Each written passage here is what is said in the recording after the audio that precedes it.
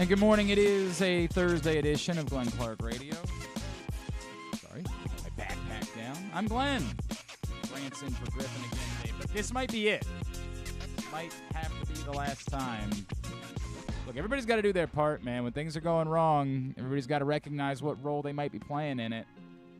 And Grant showed back up on Monday for the first time. And they're 0-3 since I got back here.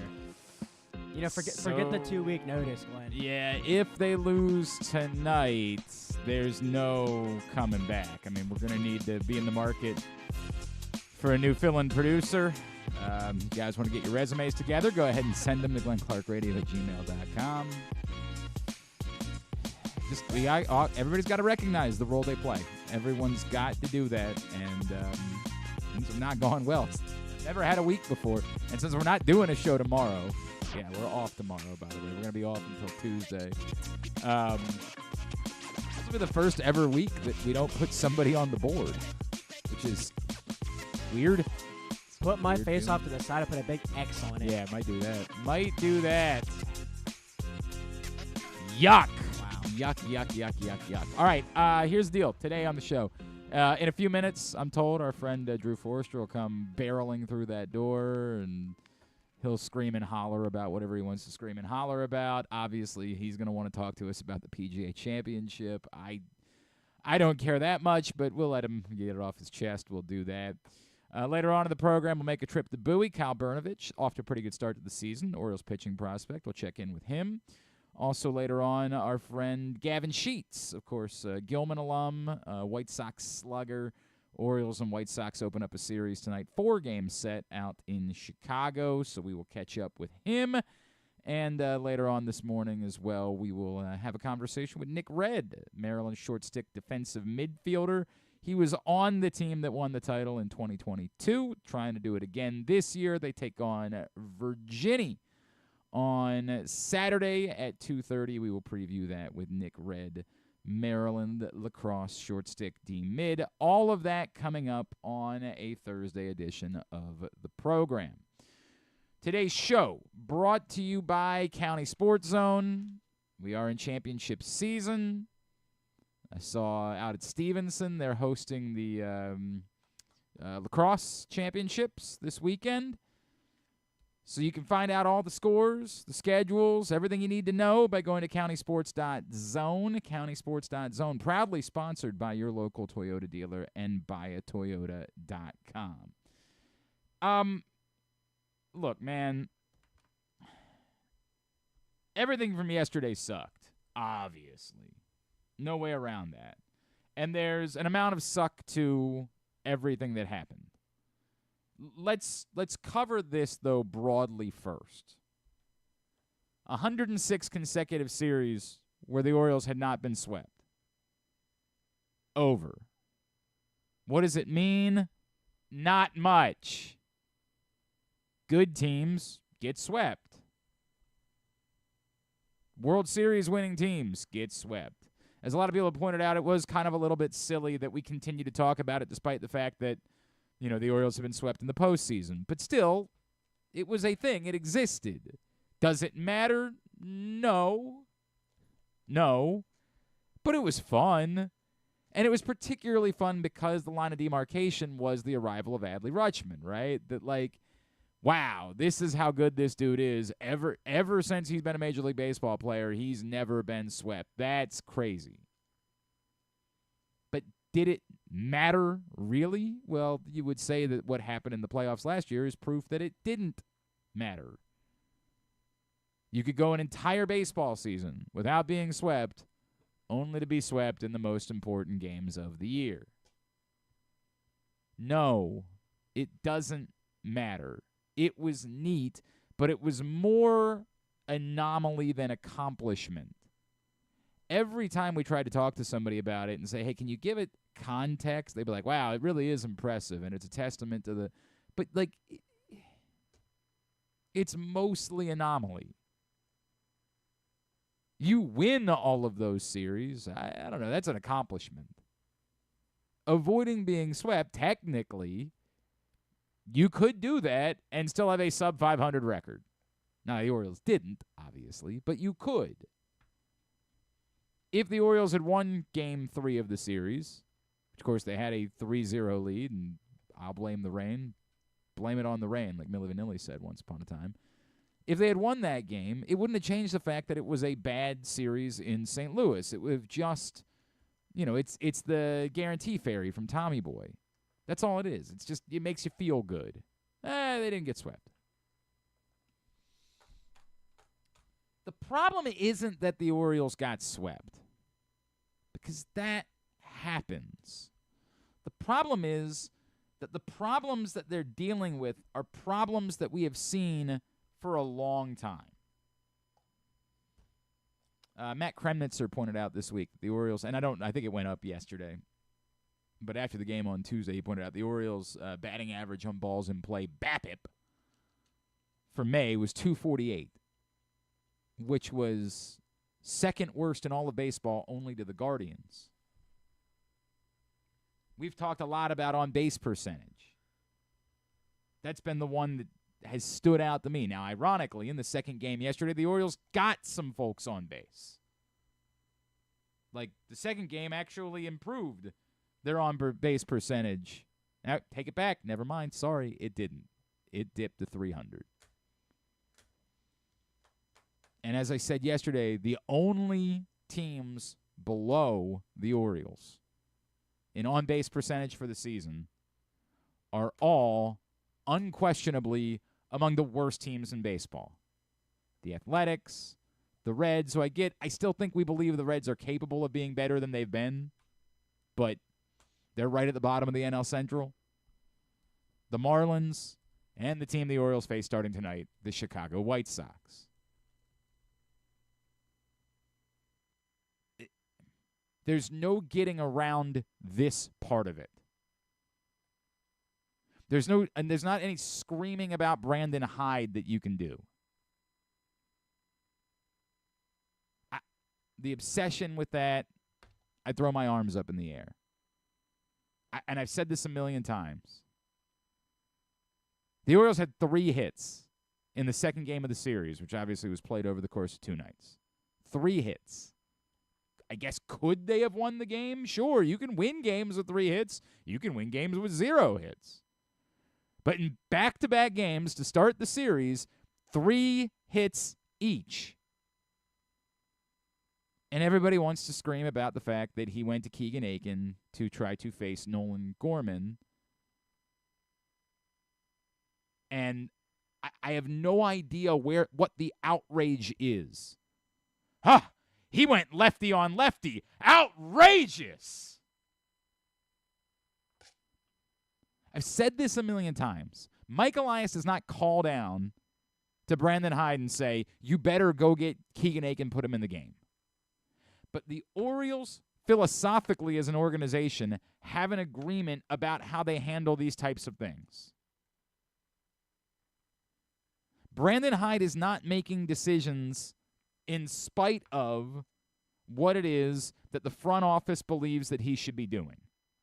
The Orioles operate collaboratively, and as a team, they believe in playing matchups as a franchise. So if you don't like that Brandon Hyde went and got Keegan Aiken to come in and face Nolan Gorman, the bad news for you is if there were to be another manager, that manager would almost certainly come in and get Keegan Aiken to face Nolan Gorman. And while your arguments were, hey, Jacob Webb actually has pretty good numbers against lefties. Sure. But Jacob Webb also walked the previous batter and was coming off his worst outing of the season. So with the opportunity to go get a lefty that would only have to face one batter in that spot, and then you could reset the inning with someone, it made complete and total sense. You're mad about the result. That's what you're mad about. And I don't blame you. Be mad about the result. But this thing where because it didn't work, you don't like Brandon Hyde is effing weird. If he didn't put a lefty in and Nolan Gorman hit a home run off of Jacob Webb, what do you think you would have been saying on Twitter? Why didn't he go get the lefty? He was ready. You had a lefty-lefty matchup. It's brainless ass, man. There's nothing wrong with saying, well, I wonder if maybe they shouldn't have done something else. We talked yesterday. I thought the plan was going to be for Cole Irvin to come in and pitch. As it turns out, they were saving Cole Irvin for the second game, and they needed, in hindsight, Cole Irvin for the second game. Unfortunately, Cole Irvin kind of stunk in the second game. Weird bit, right? Maybe we're learning Cole Irvin, who has arguably been one of their best starting pitchers this season, is a starter and not a reliever. I don't know. I don't know what to make of it. The John Means thing is obviously a bit more concerning, and I don't believe we've gotten an update yet. It didn't look good. He was gutty, but he certainly didn't have it velocity-wise, and you could see there was a problem. And this goes back to the conversation we had yesterday about the guy that wanted to, I think it was Allen, who wanted to extend pitchers. Well, it's concerning. We'll see. I mean, it might not be that significant. It might just be a one-day thing, but it's concerning. The plan, apparently, was to have Cole Irvin piggyback John Means because the Cardinals, numbers-wise, don't hit lefties. Well, so much for that. Now add in the one thing from the second game yesterday that isn't related to a thing. Again, one, Cole Irvin has been much better than he was in the second game. But it might very well be that mentally he's just not there as a relief pitcher. And I get it. Like, you've got a lot of them, but maybe at some point, well, one, we'll have to see what happens with John Means. If John Means is headed to the injured list, then Cole Irvin's going to be back in the rotation. If there's a problem with Cole Irvin's mentality-wise pitching out of the bullpen, Dean Kramer's had a couple of rough starts. I don't know how many more you give him, but I get it. The idea was that you wanted to use a six-man rotation right now because you have so few off days. So, that'll be a problem too. I'm not suggesting that you're going to suddenly put Suarez back in the rotation, but, it's all stuff that we'll have to monitor. The bigger issue was the defensive performance was so un-Orioles-like. And I know that we saw this. What was it the Pittsburgh game on a Sunday where it was the last game of the Pittsburgh series they lost because of which should have been a double play, but that was booted in the ninth inning and allowed the Pirates to score 2 runs. I think I saw that. Look, man, Gunnar Henderson is one of the most reliable defensive players there is. And if he turns that play, then there aren't 2 runners on base for Brendan Donovan to hit a Little League home run. If he turns that play, nobody's on base.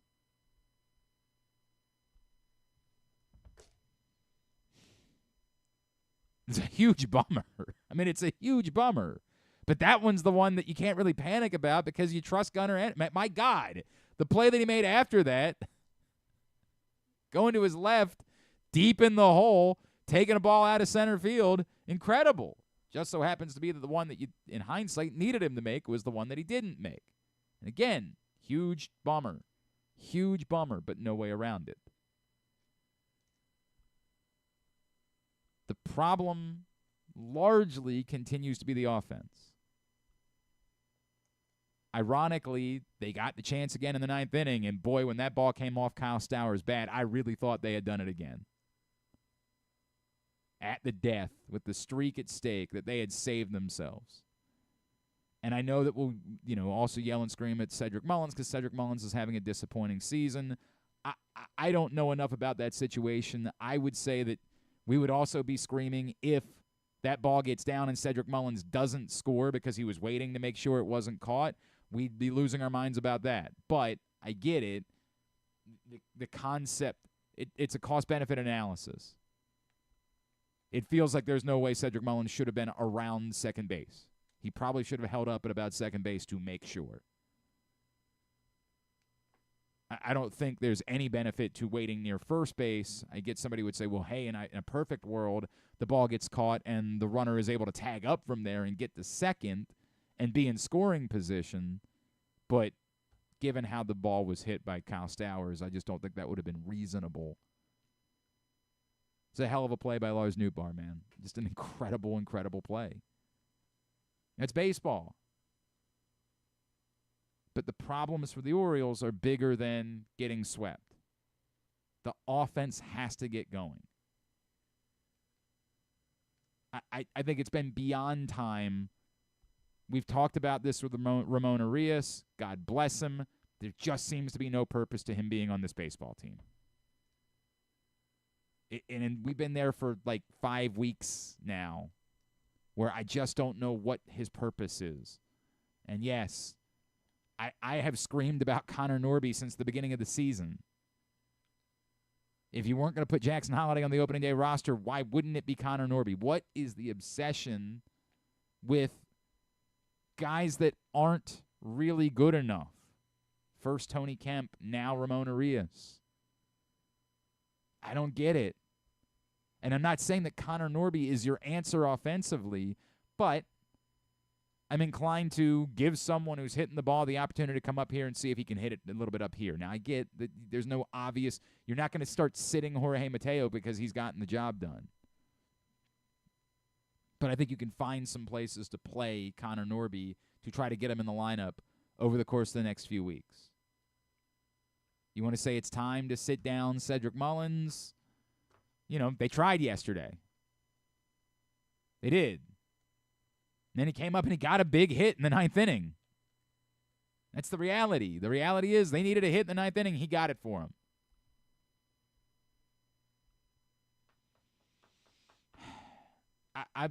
I'm frustrated. The other thing I'll say, too, is that we have an obsession with, like, trying to police people. Like,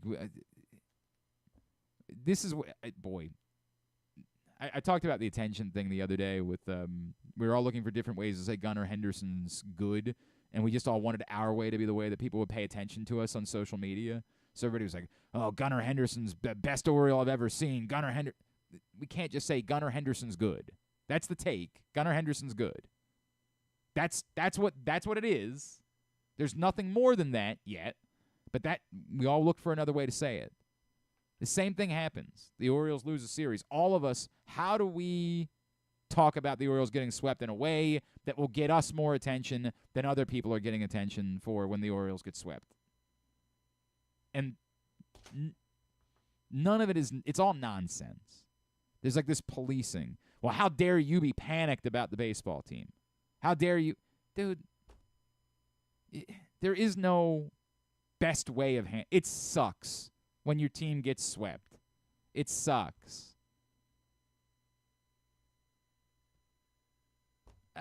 There are humans that are wildly over the top in everything that they say, and just ignore them. You can hit mute or block or whatever you want to do. But this thing where you think you have some obligation to police the way that people respond to it, no. I disagree with your guys' takes about Brandon Hyde. I think you're obsessed, and I think that it's like what I always talk about with the offensive coordinator in football. I think we're obsessed with the guys whose jerseys we don't own. What happened in 3 games this week for the Baltimore Orioles? They had 3 hits in the first 2 games. In the 3rd game, the pitcher that had been reliable and the defense, including arguably their most reliable player, let them down. You want to make that about Brandon Hyde? God bless you. But you're flatly ignoring what's going on in the name of, well, I want to be convinced somehow that I'm right about something. It doesn't take a rocket scientist to see what happened in these 3 games. Game 1, 3 hits. Game 2, 3 hits. Game 3, Cole Irvin fell apart. Defense let them down. I mean, there's 3 runs that scored in that inning, none of which should have scored. Gunnar Henderson can turn the double play. And then, don't throw the ball away on a Little League home run twice. That's it. None of those runs score. Now, I'd still like to score more than 3 runs. I guess they did because they ultimately got a 4th in the 9th inning. Take it back. My bad. But, I mean, that's it. That's what happened. But instead, we'll yell about Brandon Hyde because that's what we do here. That's just who we are as people. What? You want to yell about Brandon Hyde too? All right, turn Drew's mic on, please, if you don't mind. What are you mad at Brandon Hyde about? Go ahead. You tell me. I only have till 11. What are you doing? What, today? Yeah. I got stuff going on. That's busy. a shame. I think In my real life, I'm busy. What real life? What do you do? In my real life, Your season ended. I heard. I know. I got Yeah, stuff. I'm going to yell at the coach. This dude, I swear. What? Tell me what. Well, the whole thing yesterday with putting Aiken in was a joke. Why is it a joke to put a lefty in to face a lefty that doesn't because hit lefties? the other guy gets left-handers out more than the left-hander gets them out. Not true, but yes. No, it's not. He does get lefties out. Right. But he doesn't get them out more than lefties. And it's just the whole and he had a game today, and it would be totally different maybe if they didn't have a game yesterday and today. He does this all the time. How am I going to get these? How am I getting these next 2 guys out? Maybe I got to use 3 pitchers to do it, but how do I get them out? He does it all the time, and I like him overall. I want to go back to something for a second. He does this all the time. I want to go back to something. The numbers unequivocally say Nolan Gorman hits lefties worse than he hits righties. Unequivocally. Why is it a problem that for one batter, which would not mean that Keegan Aiken wouldn't have been available in the second game, why was it a bad idea to put Keegan Aiken into that game? Because lefties hit 148 against him. Just leave him in there. Well, you could. Leave him in also there. just walked the previous batter that he faced and is coming off his worst outing of the season. Leave him in there. So It's tell one me batter. why you I just did. And maybe something different would have happened. Your answer Maybe is not. Right, maybe, Right. maybe not. Right. This is what we do. Correct. We're mad about the result. The Right. thought process ain't a problem. It's just if you would have done the other thing, maybe something else would have happened. Maybe. Right. But the idea, the thought process, ain't a problem. Leave him in. You know who agrees with me? Who? Paul Valley. Great. So you and Paul can do it. You guys can Well, go lots into of other business. people agree with me, too. Yeah, because a lot of other people just do this. When we don't like a result, we blame the thought process when the thought process has 0 flaws. None. Well, the flaw was the guy that was pitching gets left-handers out. Right. Just leave him in there. The guy that was pitching also is apparently supposed to be able to get right-handers out, but he walked the guy beforehand. Right, but just leave him in. The numbers 1,000% say. I had no idea you were a Trump. I mean, not Trump supporter. Yeah, I don't know where that came from. You're close though. Now you sound like a Trump supporter. I didn't know you were a Brandon Hyde. No, because it's brainless groupthink, man. It's it is? nonsense. Gotcha. It's utter nonsense. Gotcha. Like, What'd you think dude, about? the same thing would have happened. What'd you think about the trade? trade? Oh yeah, got a lot of thoughts about the trade. Welcome, Mr. Hunt. Why did we get him? Because Is they that were just who they wanted to give us? Yeah, like we didn't care. They were going to lose Bauman for nothing. Right. So I mean, this you just is said give us a piece. something besides nothing, right? So if Jacob Webb stays in the game and gives up a home run, all of the same people go to Twitter and immediately say, "Well, you had a lefty ready, and Nolan Gorman's terrible against lefties. Why didn't you put the lefty in?" It's brainless. It is. We're mad about the result. In 3 games this week, the Orioles had 3 hits in the first game, 3 hits in the second game, and yesterday Cole Irvin stunk and the defense let them down. And 3 hits, by the way, in a game is called the Blue Oyster Cult. There you go. Look at you. Because they had 3 hits. Thank you. And somehow, all of that is the manager's fault. Well, it's Brandon yesterday Hyde's might have been. fault. No, it's not. Right. Okay. It's not. Okay. Like, it's brainless. But he does. You have to admit, though, that he does do this a lot, where he definitely moves guys in and out. I got to get this next guy out. They play matchups, and this is the other part that nobody wants to talk about because again they've decided they don't like Brandon Hyde, but they do like Mike Elias. This is all together. This is not. What's that mean? Brandon Hyde is not making decisions that the front office isn't on board with. This is not. Well, in the game. Yes. When I tell you that Mike Elias isn't calling down to say you better get this guy in the game, but the philosophy is we're going to play the matchups. The philosophy from the organization is sure, but in the game, Hyde's doing what he wants to do based on the collaborative effort from the organization. There's a reason why Brandon Hyde knows exactly what Nolan Gorman's batting average is against lefties. It's because as an organization, they've decided well, everybody does that. Not everybody. Well, sure. Every team has the data in front of them. Every team has the data, but a lot of them say, but you can go with your gut. Or the power structure within the organization isn't you definitively. The power structure within the Orioles organization is the front office is making the decisions. Now, Brandon Hyde, in the manager's role, will have the opportunity from time to time. Like, I don't think that in any world Mike Elias would have told him who to put up the pinch hit in the 9th inning. I think that was Brandon Hyde making his guts. But 100%, the philosophy of this organization is you play the matchups, and that comes from the top down. And if you don't like that, then it's not Brandon Hyde. He is not freewheeling. He's not out there just saying, well, I'm going to do this and spit in the face of. They're all on board with it.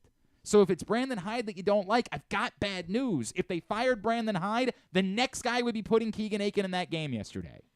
Because that's top down here. They believe in matchups. Well, wouldn't work that way if they hired La Russa.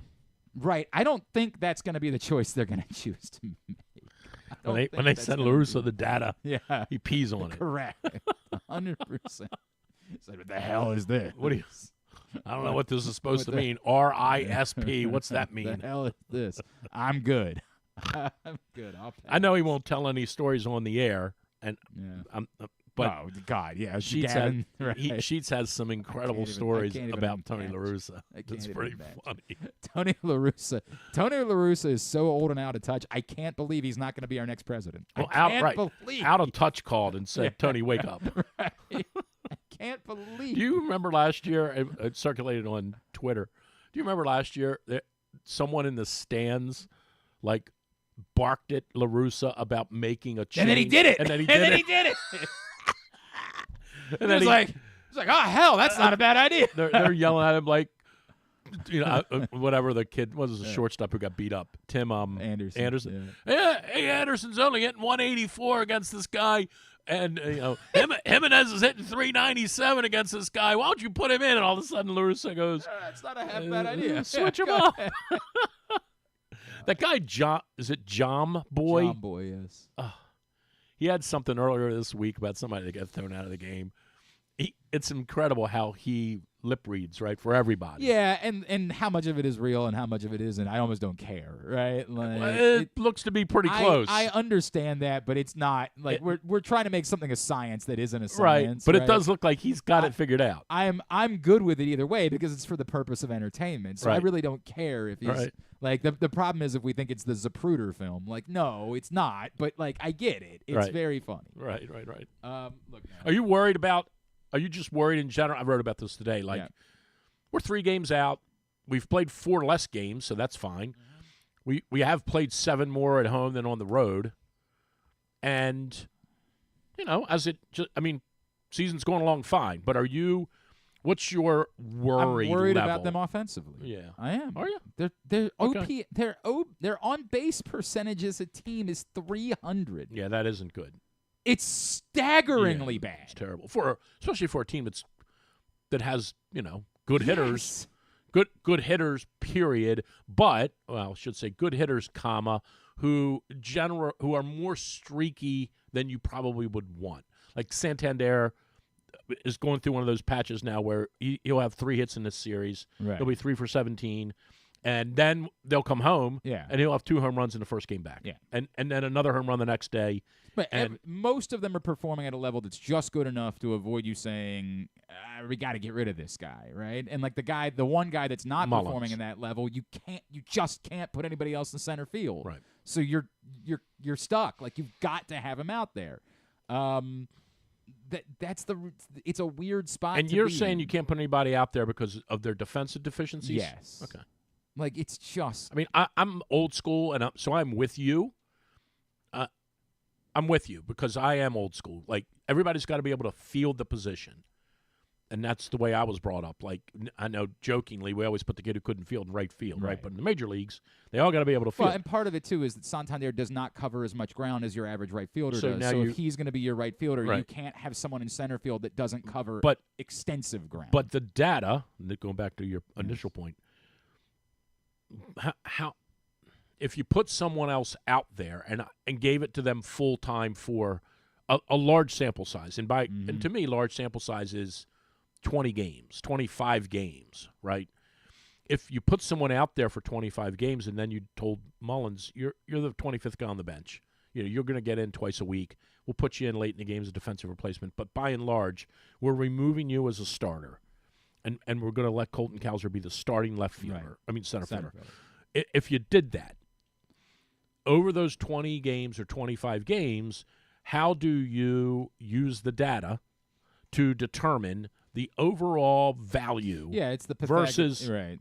It's okay. It's a fair Pythagorean question. Right. Okay. Right. Now there were, and people do this all the time, right? There were 4 balls hit, expected catch value, or whatever the hell they call it.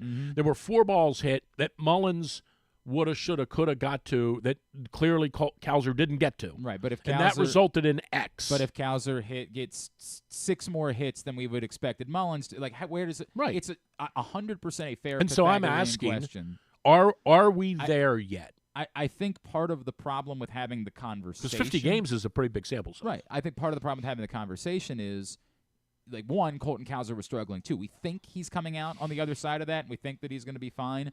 But then you're putting him in center field to have Austin Hayes play left field, and Austin Hayes hasn't produced offensively. So, the trade, what are you trading off for to lose the value defensively? And if you're trading off for 2 guys that are both hitting at very high levels, then it's an easier way to look at that Pythagorean model and say, hey, it's worth it. Why not Mateo?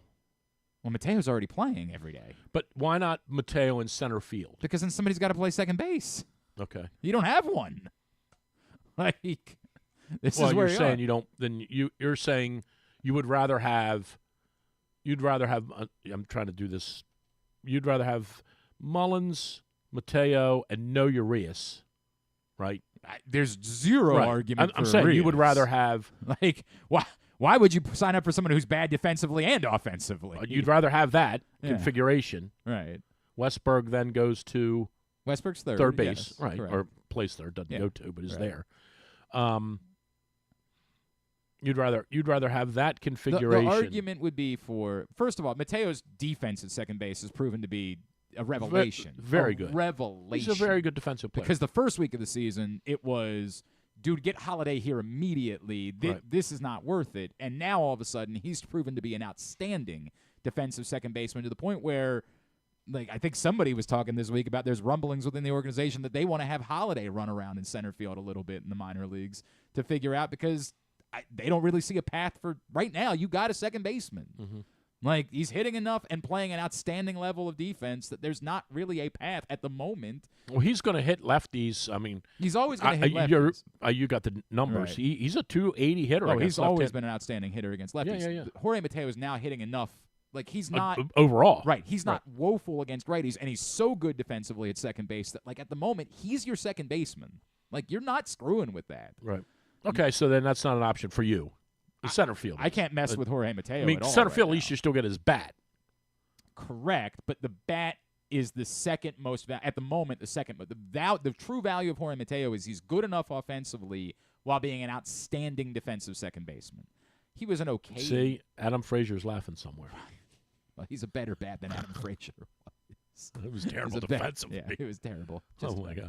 But he was decent offensively. So the argument would be Cowser center field and Hayes left field. That would be the argument, or giving another shot to Kjerstad or somebody like that. But Kjerstad didn't look good in left field. His face, he's still recovering. He had that Tommy Boy thing where he goes, I got a bruise on my face here. Right. Hurts right Not here. so much right here, right here. It's the second Tommy Boy reference this morning. Oh, you had I brought up the guarantee fairy when I talked about the feeling of getting swept. It was nice to have the streak, but it didn't. You're going to wake up one morning, your daughter's going to be missing. Yeah, right. It doesn't really you matter. You were there. Yeah. Right. You were there, Glenn. 100%. Remember? I did. What I would say is I would consider the Hayes thing. Somehow this is all Hyde's fault.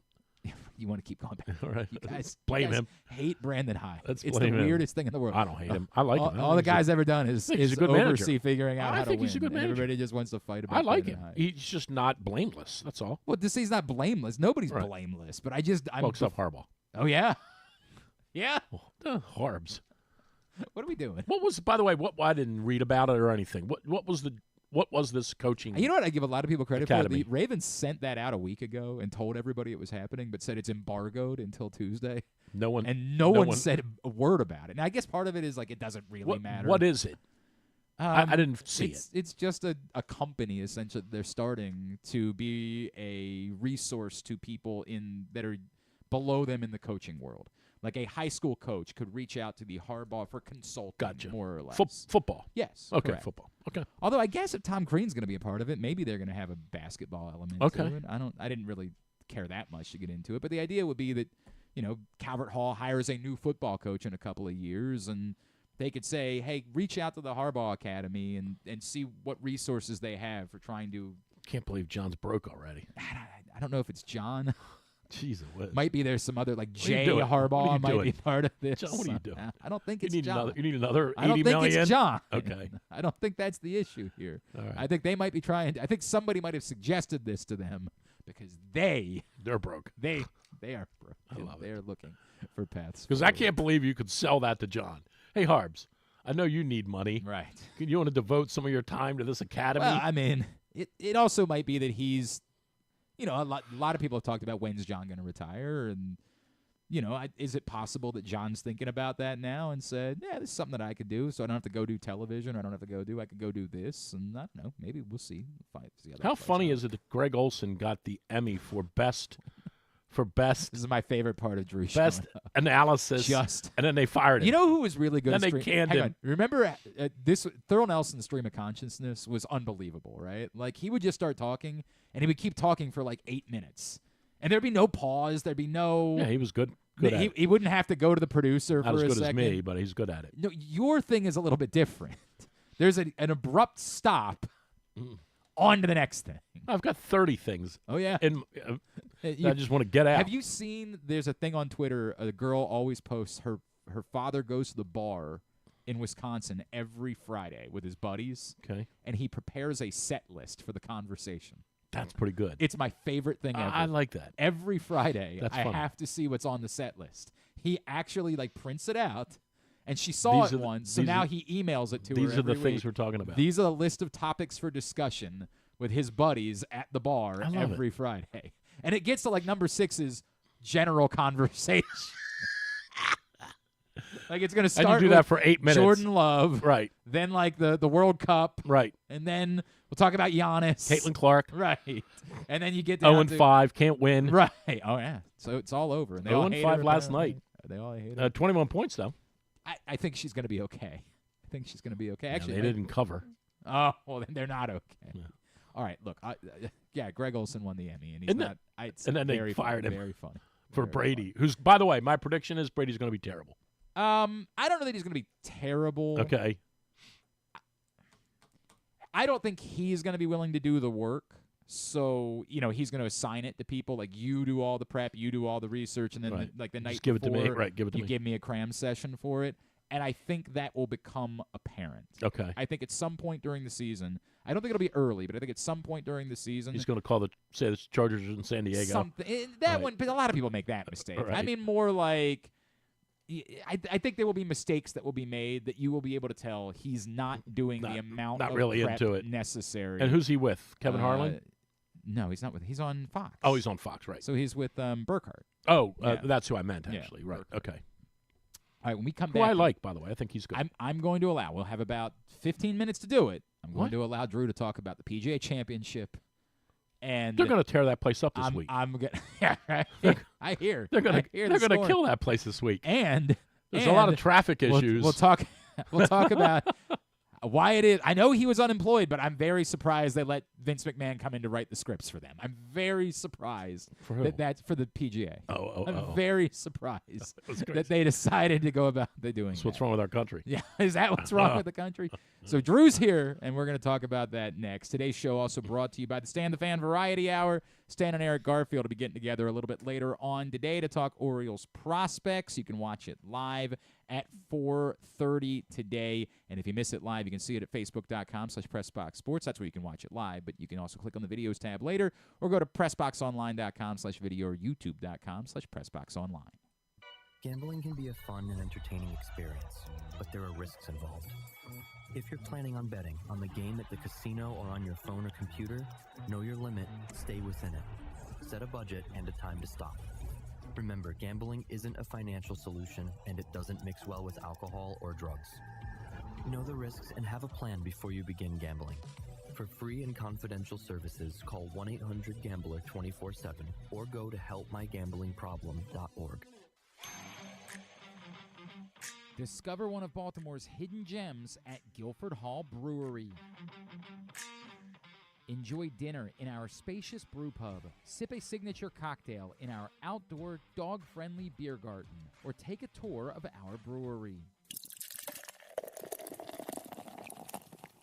Discover your new favorite local craft beer. From crisp lagers to hoppy ales, there's something for everyone to enjoy. Pair your brew with delicious appetizers and entrees. There are options for the whole family, but you have to try our fan-favorite giant pretzel. Guilford Hall Brewery, where every sip is a celebration. Visit us online at guilfordhall.com. Make the most out of every day in your Toyota RAV4. Available in hybrid or gas-only models. A RAV4 can get you where you want to go in style. Check out buyatoyota.com for deals on new RAV4s from your local Toyota dealer today. The drug scene in Maryland is changing. Fentanyl and xylazine are being added to street drugs, and you may not even know it. Xylazine is not even intended for humans, and fentanyl is an opioid 50 times stronger than heroin, and contributed to over 80% of overdose deaths in our state. Anyone who uses drugs, even occasionally, is at risk of overdose. To learn more, visit stopoverdose.maryland.gov or call or text 988. The votes were all counted, and the results are official. Royal Farms was named #1 for food in the USA Today 10 Best poll, receiving more votes than any other convenience store chain in America. The next time you want to get some good food fast, doesn't it make sense to go to Royal Farms? Voted best in the USA and home of world-famous chicken. Real fresh, real fast, Royal Farms. What company has the expertise to make your home healthier by purifying your air and killing all viruses, allergens, and bacteria? A.J. Michaels, Heating and Air Conditioning in Baltimore and Annapolis, ajmichaels.com. Hungry? With 7 locations throughout Maryland, Glory Days Grill is always right around the corner. They have wings, burgers, salads, sandwiches, and drinks to satisfy everyone, as well as tons of televisions and sound delivered right to your phone. Glory Days is the best place to watch football or whatever your favorite sport is. While you're there, be sure to check out Goose Flight's Lager, named in honor of legendary Raven Tony Goose Siragusa. $2 of every can is donated to the Goose Flights Foundation. Glory Days Grill. Great food, good sports. One of the things that's definitely wrong with this country is that this dude still has a job somehow, some way. Glenn Clark. All right, back in here on GCR. Drew Forrester is here for a little bit more. Drew'sMorningDish.com. And are you doing the show on Sunday? You going to be on? Yes. I got a great set of guests. Okay. Rex Hoggart from the Golf Channel.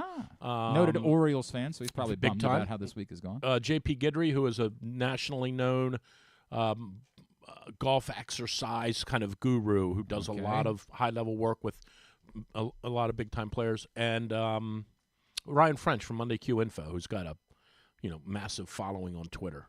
All right, so that's Sunday 4 to 6 on 105.7 The Fan for Fairways and Greens with Drew Forrester. And yes, speaking of fairways and greens, I'm going to allow you some time to discuss golf this morning. I feel like, before we get to the other stuff, simply put, Xander Schauffele winning felt like it was very popular amongst golf fans. That, like, this was a guy that had checked all the boxes except this, so it felt like there was very much a you feel good for him aspect to it. Well, he was the best player without a major for sure, right? It was almost indisputable. And if you go back and look at the history of that moniker, if you will, he better than Ricky Fowler, really? Well, that's the thing. Right now, I said this on the show last week, right now, the two active players with the best resume who fit that now are Matt Kuchar and Ricky Fowler. Kuchar's 45. He has 9 wins. Fowler's 42. I think. Is he really? Is he 42? He still looks or like is he he's or is he 17. 38? He might be 38. He's 35. 35. Gotcha. So Fowler and Kuchar have the best resume, and maybe no, Stuart Sink won the British Open. Right. So those two probably fit the bill, but they're not the best players without a major. Right. Right now, that would be a kid Ludwig Gobert, Max Homa. Those two kind of stand out. Maybe Fleetwood, right? I'm talking about players with the quality of their game. But Schauffele was so much – he was undeniable. And it had a couple of brushes with – not more than a couple. He had 12 top 10 finishes. But this was the one that was like 3 years ago when he didn't win the U.S. Open, when people were like, should have won. Then when he had the Masters and he was tied for the lead and he hit it in the water at 16, people were like, man – Schauffele, Sundays, something's up. And then last year when he shot 8 under to start the U.S. Open and he didn't win, people were like, Schauffele, he can't close on Sundays. Right. And then when Rory raced past him 2 weeks ago, the heat started to build. Had he not won this past weekend, oh, sure, this would now be a pretty big albatross around his neck. So it was good that he won. He is a great player. Fowler had that run in 14 where he finished in the top 5 in 3 consecutive majors, and he rose to number 4 in the world. And Tiger was still, sort of semi-Tiger at that point, but Rory was on that run in 14. But Fowler was a 2014 number 4 player in the world, but it was a faux 4th ranking.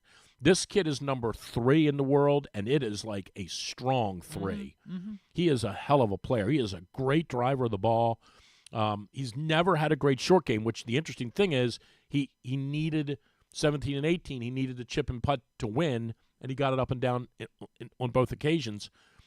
That's the one thing that's always been a little bit held him back, was not a great chipper, not great around the greens. But he is a terrific iron player, great putter, and it wouldn't shock me to see him, win at Troon or win at Augusta. It wouldn't shock me to see him win 3 or 4 in the next 3 seasons, like Koepka did a couple of years ago, and like Rory did or Spieth did. Like, I don't think he's Jason Day.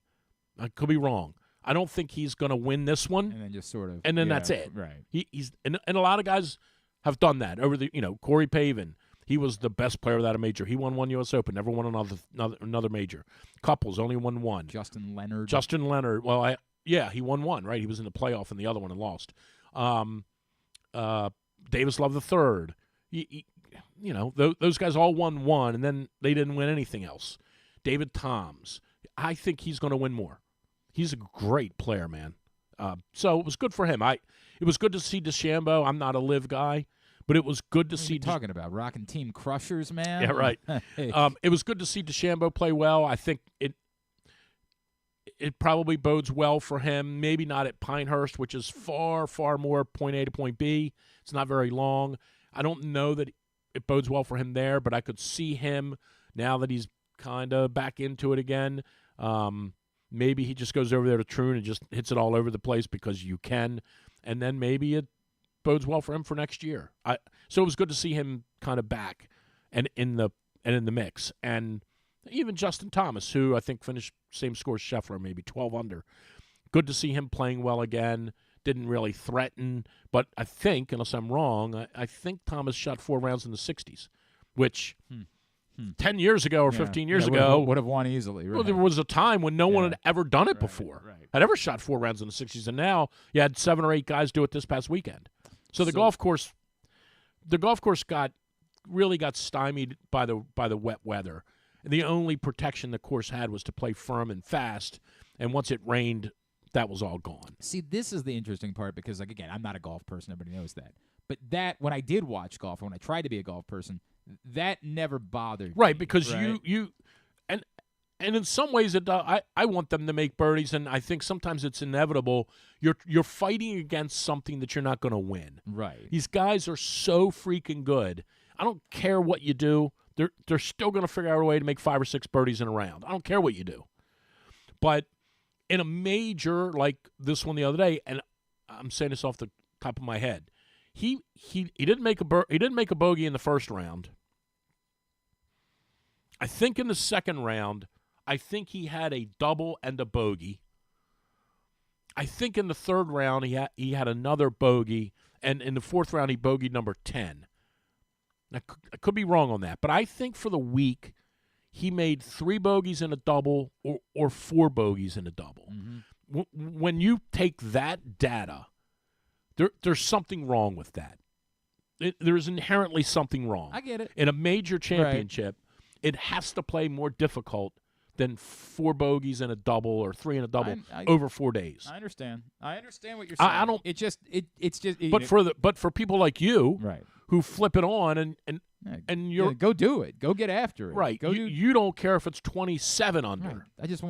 I want the golfers to compete against themselves. Right. Like that to me was. But I think most golf enthusiasts want to see somewhere in the 8 to 10 under range where par really matters, where when you get to 16, 17, and 18, you hear the announcer go, only four guys in the field have parred 16, 17, and 18 today. Hovland's got a difficult test here to win his first major at Pinehurst. He's got to par 16, 17, and 18. Now you've got something, right? I get it. And obviously they had a lot of issues there. Ingress and egress, getting in and out of the golf course, obviously with the whole Scheffler thing. I just don't know that unless you get conditions that are conducive to pars and not birdies, anytime you go play there, they're going to shoot 20 under. They just are. It's just too easy if it's soft. But did I see that they own the course? They did. They don't anymore. Okay. It was actually going out of business, and they sold it back to the members. So the PGA of America built their own 36-hole championship property in Frisco, Texas 3 years ago. Okay. It just opened 2 years ago.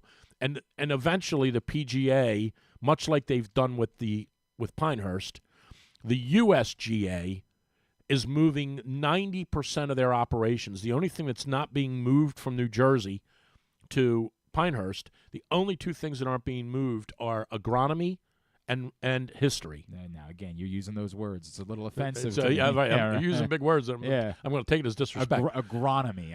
They're the only things that they aren't moving are their study of growing grass. Okay, all right. Because they have all of the infrastructure there already. Fair enough. And history.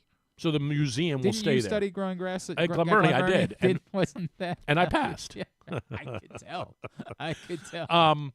So they're going to leave those 2 things there, so the museum will still stay there, and then this agronomy department will stay there. But everything else, all the operations of the USGA are moving to Pinehurst. Mm-hmm. So every 5 years, the U.S. Men's Open is going to come to Pinehurst because it's where they live. Right.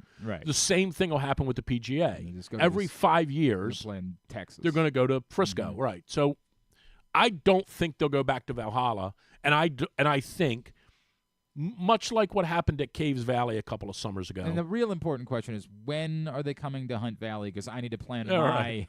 As a member. Actually, it's probably easier to get in and out of Hunt Valley than it was Valhalla. As a member, I just want to be prepared for how that's going to impact my summer. Here's the one caveat to it all that's interesting. They made the most money they've ever made at a PGA this year. Is there a reason for that? Huge crowds, huge corporate sponsorship. Louisville is a hotbed for big time sports events. As weird as that sounds. No, because it's what they don't have as much. This actually makes sense. It's like the Derby, right? Right. And they closed the place down last week to have this event to showcase Louisville. And nice.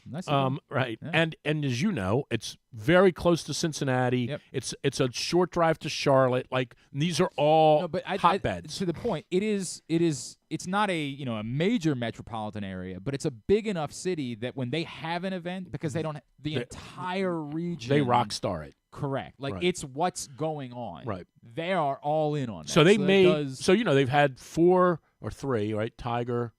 No, 4. Mark Brooks, Tiger, Rory, and now Schauffele, and they had the Ryder Cup. So they've had 5 events there since the mid-'90s, and this, they say, if you believe them, this is their biggest revenue-generating event they've ever done, ever. Okay. Ever, including a Ryder Cup. Yeah. So in the back of their mind, while they're poo-pooing and, talking about all the traffic problems they had, and those were massive, they still made more money than they've ever made before. Right. So now there's the catch-22. Right. Do we shelve this place, and do we think we can put on the same kind of event, generate the same revenue elsewhere, or are we ignoring a gold mine? And I don't know. I don't know what the answer is. No, it's an interesting. But the traffic problems, and this is, I don't want to. I'm not downplaying the death of that guy when I say what I'm about to say. Like, that might have been a one-off thing, but the other stuff that happened is really what they're overly concerned about. They couldn't get people in and out of the golf course. They couldn't get the players in and out of the golf course. And you know this because you've been to Foxborough. It's very, very similar to Foxborough. There's one road. You get off the interstate, and you got 3 miles, and this is it. There's no other way to. Yep. This is it. So I don't know if they're ever going to go back. I think they will have other events there. I wouldn't be surprised to see the senior PGA there or the LPGA something, but I just don't know if they'll ever have another PGA there, given what you saw with the traffic issues, and unless they figure out some way to fix it. It was a disaster. So at least they came. I got to tell you, man.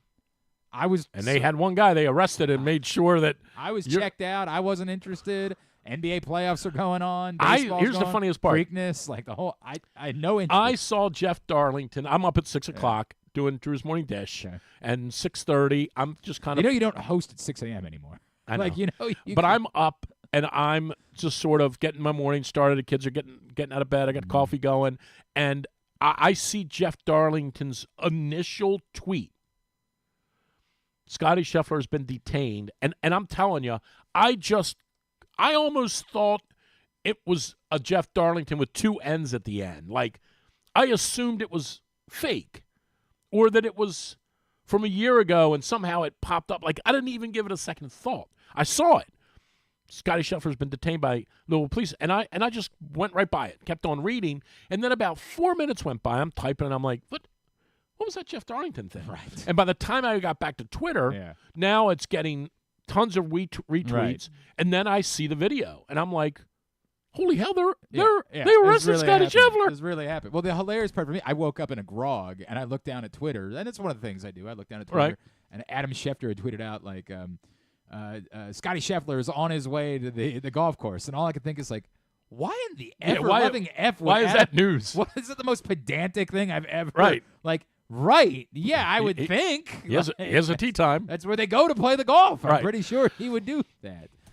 So it took me a minute to get around it. It was insane. I haven't had a take about it in the last couple of days. I mean, I don't know what you're going to say other than if the video somehow reflects something 180 degrees opposite, right? Because there are guys, for sure.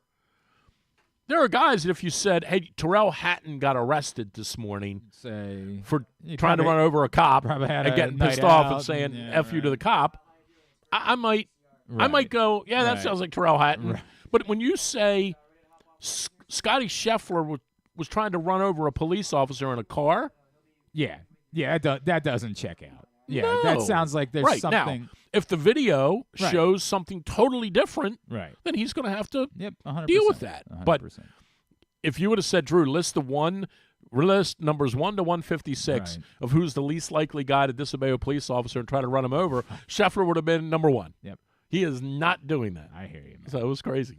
So you got to roll? Is that your deal? You got to duck out? Eventually I will. Okay, so you want to hang out for a little while? Because we're going to talk to Kyle Brnovich, then your boy's going to call in if you want to chat with him. Oh, I'll probably roll before that.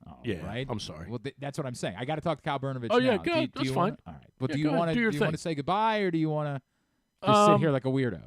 I'll sit here like a weirdo. Right, no, I got to go. All right, I'll see you soon. Drew Forrester. Bye-bye. Drew'sMorningDish.com. I was trying to give you a fist bump. I actually appreciated you. And I'm texting with Gavin, so you can tell Gavin.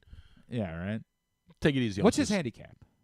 He's very good. I know. You told me that. I don't know what his handicap is, but I will say this, and then I'll run. Yeah. If Gavin Sheets retired tomorrow from baseball, and wanted to play professional golf and really dedicated himself for 2 or 3 years to professional golf, he would have a puncher's chance. Wow, that's wild. He's that's a wild. terrific guy. If you're going to Calvert Hall, he'd be a rock star.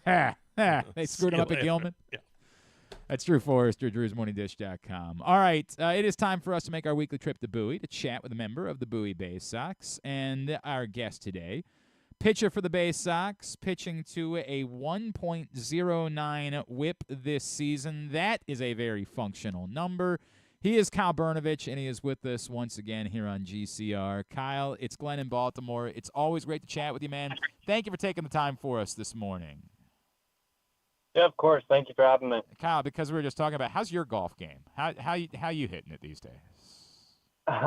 Pre-surgery, not bad, but I put it on hold for a while. Yeah?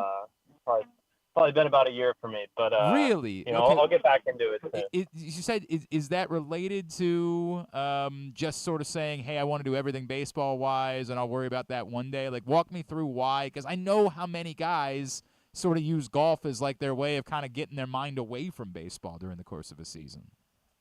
Yeah. You know, that's what it used to be for me. But then I just kind of got to the point where, you know, I said, I'll play golf when I'm a little bit older. Okay. You know, right now I'm still doing a little more outdoor style stuff. The pickleball scene kind of picked up for us down in Florida. So, Oh, yeah?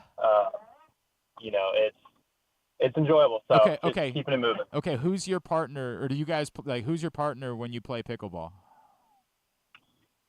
Just varies where I'm at. Typically, a lot of my college teammates, we all play. Okay. A lot of them are here in D.C. in the Baltimore area. So whenever we get together, we, you know, make a good competition out of it. Nice, man. Nice. So you mentioned the Tommy John surgery, right? Like, there was a time where Tommy John surgery felt like a death knell for baseball players. Like, it was like almost like a scarlet letter, like, oh, he had Tommy John surgery. It's clearly not that anymore. It almost feels like, you know, sign up for it now, get it out of the way, and maybe you'll be able to avoid it for a few years after that. What was it like for you when you found out you had to have Tommy John surgery? Did you go through any of the fears, or were you at the place where you're like, yeah, I knew that was going to have to happen eventually? No, I mean, when I, you know, originally found out, it was definitely, you know, tough news and, you know, just not what you want to hear. And you're absolutely right. I mean, with the surgery nowadays and the rehab process, most of the time you do come back throwing a little bit harder, or just, you know, healthier. But with that being said, you also miss 14 months, you know, give or take, of your career. So, you know, for me, when I originally found out, it was, okay, well, this is, you know, not incredibly ideal, but, you know, I'm just going to make the most of it and come out of it and, you know, pick up right where I left off. And so, you know, it's a interesting thing because a lot of guys now are just jumping right to it. And, you know, it's just a long process to go through, and something that, you know, you get out what you put in. You got back last year, but it wasn't for much. Was it just helpful to you to get the part of getting back out on the mound and going through competitive? Was that part of it helpful to you coming into this season of just knowing, okay, I've gotten through that part of it. Now I can just, you know, like focus on getting back to where I was? Definitely. I think the main thing was, honestly, it wasn't even for performance-based, but it was just the fact that I got to compete. Yeah. You know, when you compete for as long as we do throughout high school, college, whatever it is, and then, you know, you just put it all on pause for a little over a year, you know, just mentally getting to be out there and competing against other players was like the best thing in the world. You know, you forget how much, you know, or how lucky we are to play baseball for a living and get to do what we do. And so once you take that time off, it gives you so much more appreciation for, you know, being able to play still. I really, you know, like, do you find yourself thinking about that even more now? Like, hey, this for a lot, it could all go away, right? Like, do you find yourself having a greater appreciation every time you take them out? I do. And I definitely think it helps with, you know, the mental skills part of the game, you know, while I was in that time off. It, you know, really helps you realize, like, you don't get too high, too low. You're going to have rough outings, you're going to have great outings, but it's those outings in between where you really, direct the course of the season. So I think the main thing with it is just it's a really simple kids game at the end of the day, and we are super lucky to be playing it, and you just got to make the most out of it. He is Kyle Brnovich. He is with us from the Bowie White Sox here on GCR. Kyle, I saw that you were starting at the beginning of the year, and then it seems like you've kind of gone into that piggyback thing where you're still pitching all the same amount of innings, just not coming out to start the game. Can you walk me through kind of some of the thought process of that? What does it do for you in terms of prepping for a game? Does it impact you mentally at all, whether you're the first guy that comes in or you're the guy that comes in a little bit later, but you're still pitching 4 innings? Yeah, it's definitely a little bit different. As far as preparation goes, it's really the exact same. It's just now after that initial warm-up, you have, could be a couple innings, could be 2 inning delay, or it could be a 4 inning delay. But ultimately, I think it's just optimizing the amount of innings guys are able to throw and making sure we're all getting our, appropriate workload. And I mean, sometimes it works, for the better. Yesterday we had an 11 a.m. game, so it was not the worst thing in the world to not be pitching at 11, but rather, around 12:30. So, it definitely helps in certain ways, and it's just a little bit different in terms of the routine, but nothing too crazy. So, Kyle, I assume you still view yourself as a starter, right? Like that's still the mentality that you have moving forward is that you're a starting pitcher, right?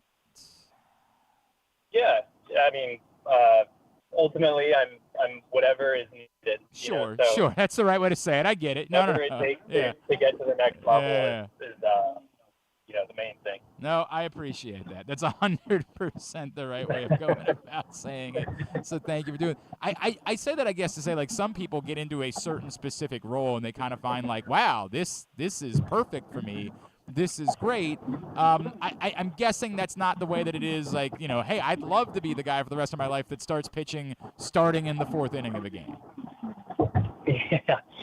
I mean, I've been a starting pitcher since I was, since I really started pitching back in high school. Yeah. And ultimately it's all the same whether you're coming in the 4th or you're coming in the 1st, or obviously the 9th, pretty different.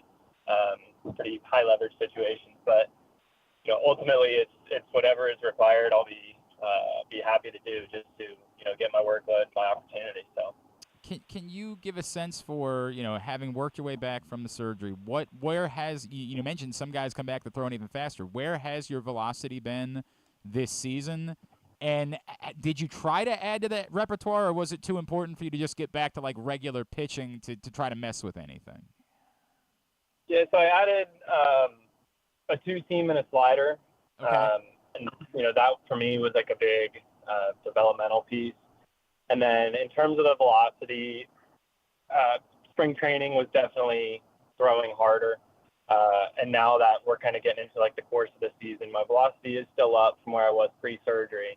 But I'm still, not completely satisfied with where I've been. So going to keep trying to climb, and get back to where I feel I should be. But ultimately, it's a lot of it is, I took 14 months off from the traveling, the playing every day, the grind of it all. So right now, it's just trying to get back into the rhythm of things, and you kind of callous the body and just get ready to go. What's the most boring part? Like the thing that you have to do as part of rehab from Tommy John surgery that like, dude, if I never have to do that again in my life, I'd really prefer like that to be the case. Like what is the most pedantic part of the rehab process coming back from Tommy John?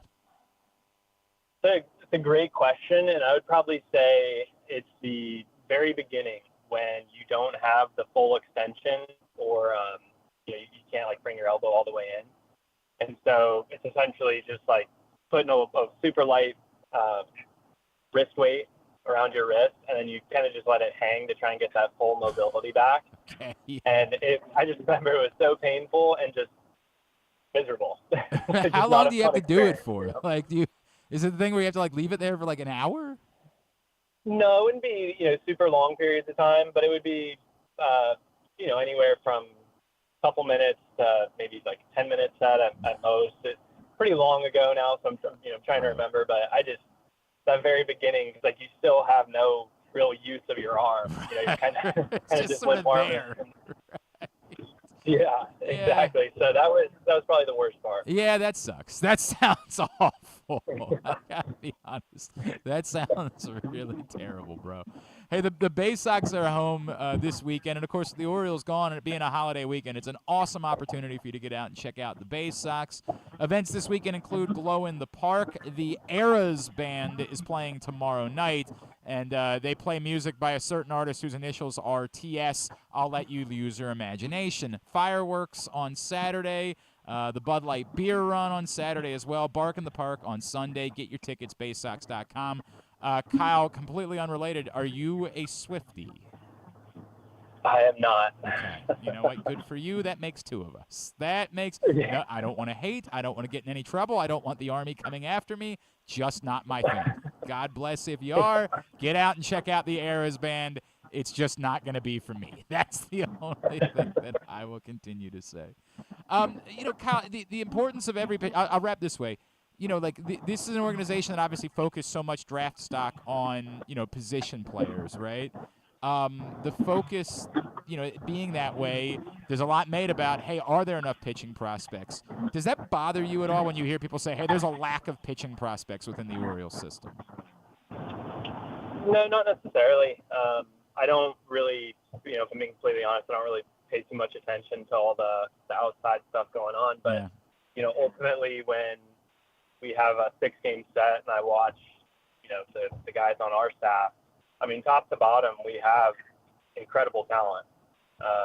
And, seeing some of these guys that I've played with at high A, double A, and, at certain points triple A was seeing the developmental piece on, each person, not only just from like an actual stuff perspective, but a maturing point. Yep. You go from 22 years old to now a lot of us are 25, 26. And so, top to bottom, we have dudes in the bullpen as starters, everywhere throughout our org. And so, that's, I guess, kind of all I really have to say on that part. I appreciate it, man. I know, you mentioned 26. I know it's got to feel like the clock is ticking, bro. So I'm so happy for you that you're back, that you're able to sort of get this process going again, and hopefully it won't be too long before we see you up here. Kyle, I know you're not really a social media guy much, right? Not too much. I try and stay away from it. Good for you. I wish that I could do the same thing, Kyle. Yeah, well, try is the key word. Oh, man. Appreciate you. Happy that you're back out there and performing well. Can't wait to see what's next, man. Thank you for taking the time for us this morning. We really appreciate it. Yeah, thank you for having me. Kyle Brnovich, Bowie Bay Sox, with us here on GCR. All right, when we come back in, old friend of ours, we're just talking about Gavin Sheets of the Chicago White Sox, Gilman alum. He'll join us before the Orioles open up a series starting tonight as we continue along on a Thursday edition of Glenn Clark Radio. Makes your home more energy efficient, purifies your air, kills all viruses, and qualifies you for $6,000 in rebates. A.J. Michaels Heating and Air Conditioning in Baltimore and Annapolis at ajmichaels.com. Whether your focus is luxury and comfort, convenience and technologically advanced connectivity, or sporty performance and aggressive styling, we've got the perfect Highlander for you. Check out buyatoyota.com for deals on new Highlanders from your local Toyota dealer today. The ultimate fan experience awaits you at Sports and Social Maryland. See how we're raising the sports bar with our massive 100-foot media wall featuring 40 HD TVs and a 47-foot big screen. Bet on your favorite teams and this year's biggest events at the FanDuel Sportsbook while enjoying your favorite beers and cocktails, plus our delicious takes on bar food classics. Visit Sports and Social at Live Casino and Hotel Maryland at Arundel Mills. Must be 21. Gambling problem? Call 1-800-GAMBLER.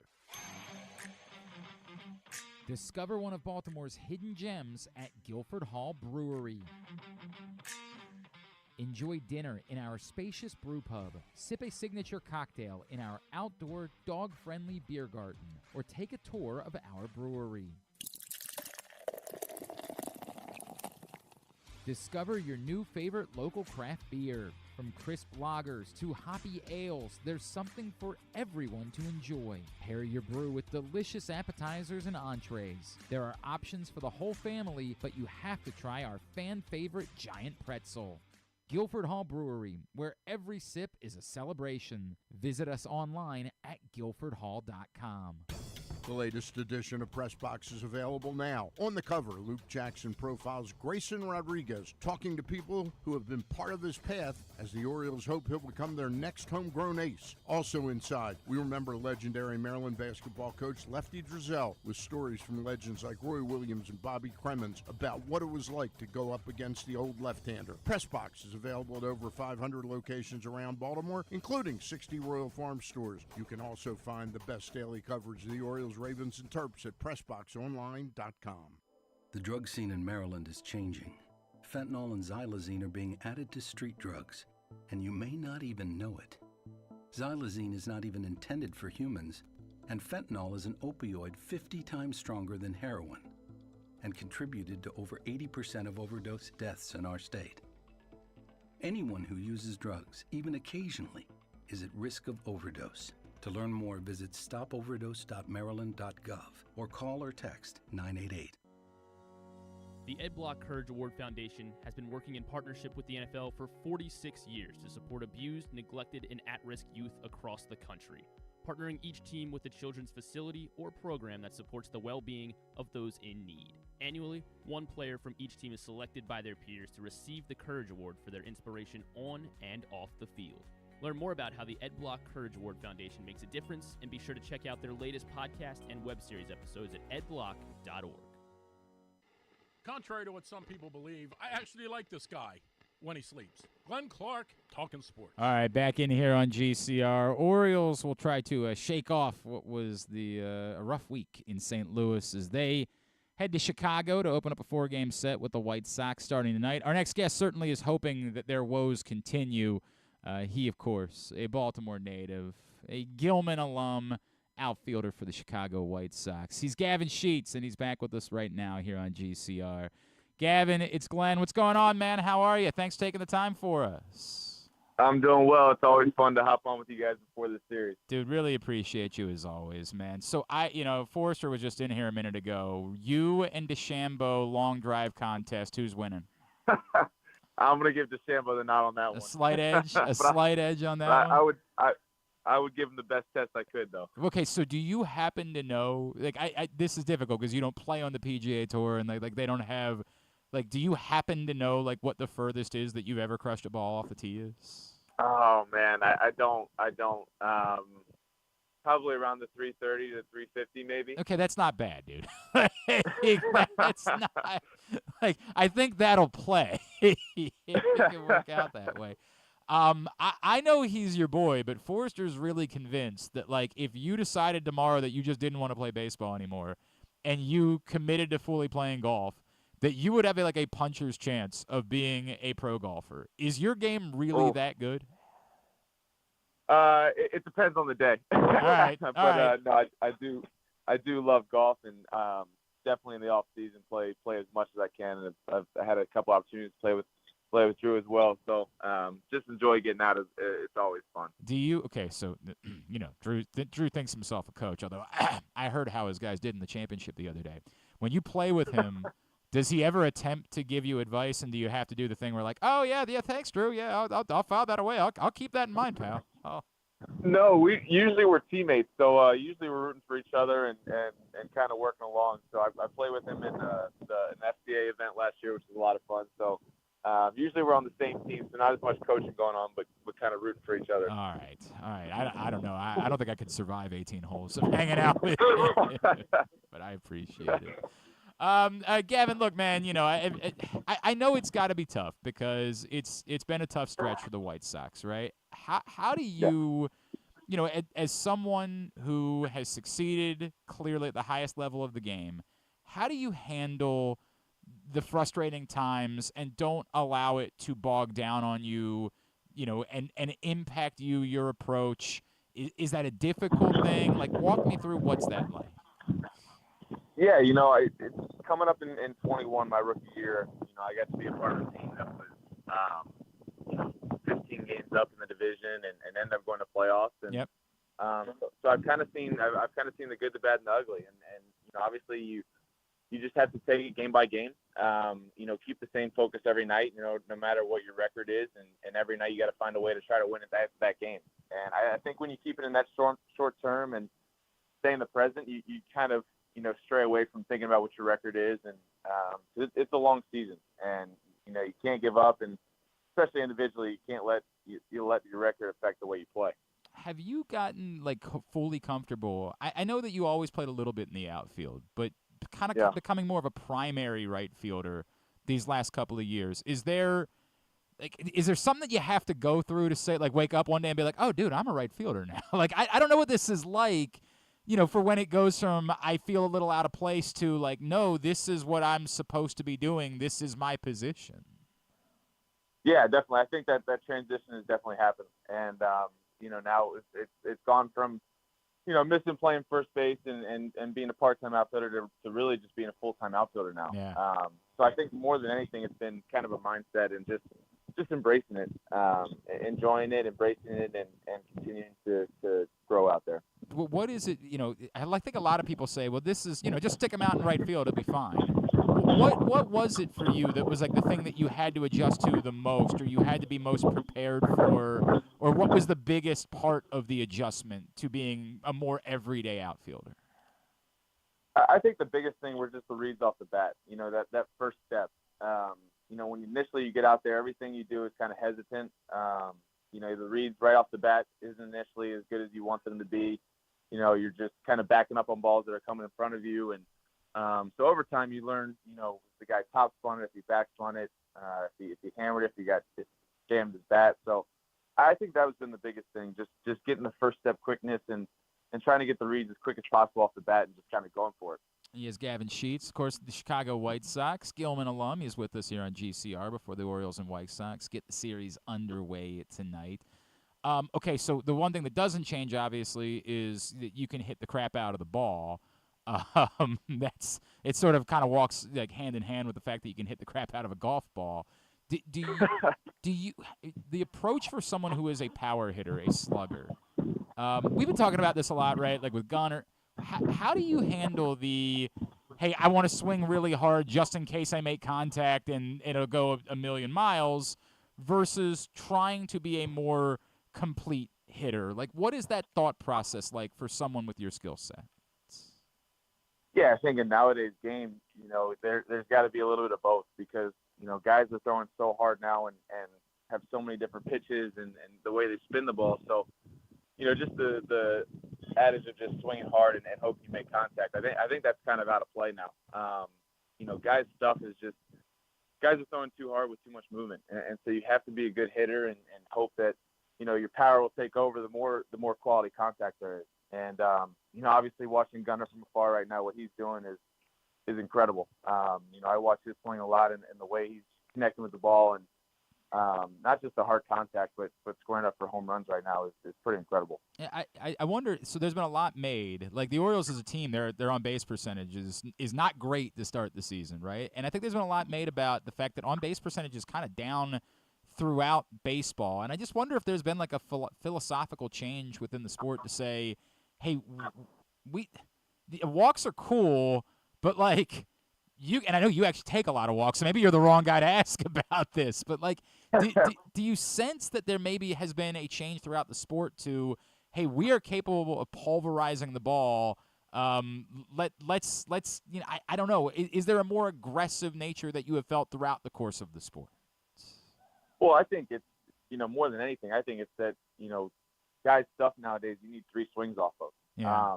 So having long at bats, the longer you get into an at bat, the more likely you are to strike out. And that's just the way our game is nowadays. I mean, starters are throwing 98, 99 like Rodriguez and Burns. And, you can't go up against Burns and those guys and just say, hey, I'm going to take a couple pitches and work a deep count, because as soon as that, you throw 2 and you're striking out. Right. So I think that's more than anything. It's just that guys have to be more aggressive now. And if you get your pitch 0-0, you got to take advantage of it, because that could be the only one you get that's worth hitting. So, I think it's a little bit of both. you can definitely pick some guys to work your walks off of, but there's a lot of guys that you get in there and late in the game, late relievers, you got to get your good swings off of early. So correct me if I'm wrong. You had some time with Kimbrel in 2021, right? I did. Did you get a sense for what makes him so special and why he's been just even being around him for a little bit of time? Could you sense there's something about this cat that explains why he's been one of the best to do it? Yeah, first off, he's an unbelievable teammate, unbelievable person, and when you match that with a guy that's going to be a Hall of Famer and the stuff that he has, it's a great combination. And the way he goes about his work and the way he cares about what he does, and it's fun to watch from afar. And to have him, we had him for the last 2 months of the season and in the playoffs, and just an unbelievable guy, and really fun to just see the way he goes about his business, and a guy that I'm definitely gonna tell my kids that I played with. Yeah, it's a cool thing. I mean, do you get a sense? I think one of the cool things for us is a couple of weeks ago, it was bad, right? Like it was brutal for him. And then, he's right back out there and striking out the side, and everything looks fine a couple weeks removed.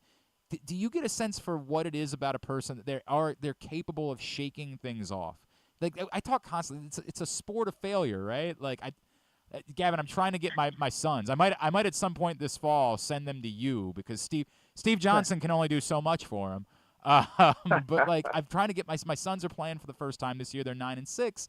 And it's one of the things that we have to talk about already is there's going to be failure in this game. Like that's the way that it works. Can you learn anything from someone like that about how to pick yourself up when there is failure and when those things occur? Absolutely. And I thought he always had that. I mean, if he had a bad outing, he never showed it. He never, the next day he was right back at it with a smile on his face. And that's why he's had so much success in the closer role. I mean, it's such a, there's a lot of different roles where if you have a bad night, not many people really know about it, but obviously if you have a bad night as a closer, the game's over. And so I feel like to have the amount of success that he's had, you have to have a short-term memory. And, a guy that's going to have a Hall of Fame career, and, he knows how to handle that stuff. And, he knows what bad stretches are like, and he also knows what success is like. And I think that's why he's able to just put it off and come right back out there. That's cool, man. All right, so it feels like there's been almost an epidemic in recent seasons in baseball when it comes to balls and strikes. And I don't want to put you on the spot or get you in trouble or have you get fined or something like that. But I did happen to see a tweet recently that suggested that you've had some frustrations too. I was talking about this with Kyle Gibson the other day. What is the answer, right? Like, is it ABS? Is it full-blown robotic, balls and strikes calls? Is it the challenge system? Is it just, hey, this is part of the game, we got to deal with it? Like, what is the answer that everybody can get behind in order to try to do something about this moving forward? Yeah, I think, first off, I'm going to say it's one of the hardest jobs there is. No doubt. With the way guys are moving the baseball and the way catchers are receiving the ball, I mean, it's almost an impossible job. And, I've heard, I haven't used I don't want to take the human aspect out of the game ever. So I don't like the full ABS system. I think umpires are part of this game, and I think they're a huge aspect of the sport. But I have heard that the challenge system has had really good success, and the guys that are coming up from AAA love it. So, I don't know what that looks like and how that would be received in the big leagues, but, I think something like that can happen because there's going to be missed calls and they can be in big situations, and it doesn't make the umpire a bad person or bad at his job, but it just happens. Yeah, we all make mistakes. My God. Yeah, I mean, guys are throwing 100. I mean, I swing at balls in the dirt, and I don't want to swing at them, but right, it happens.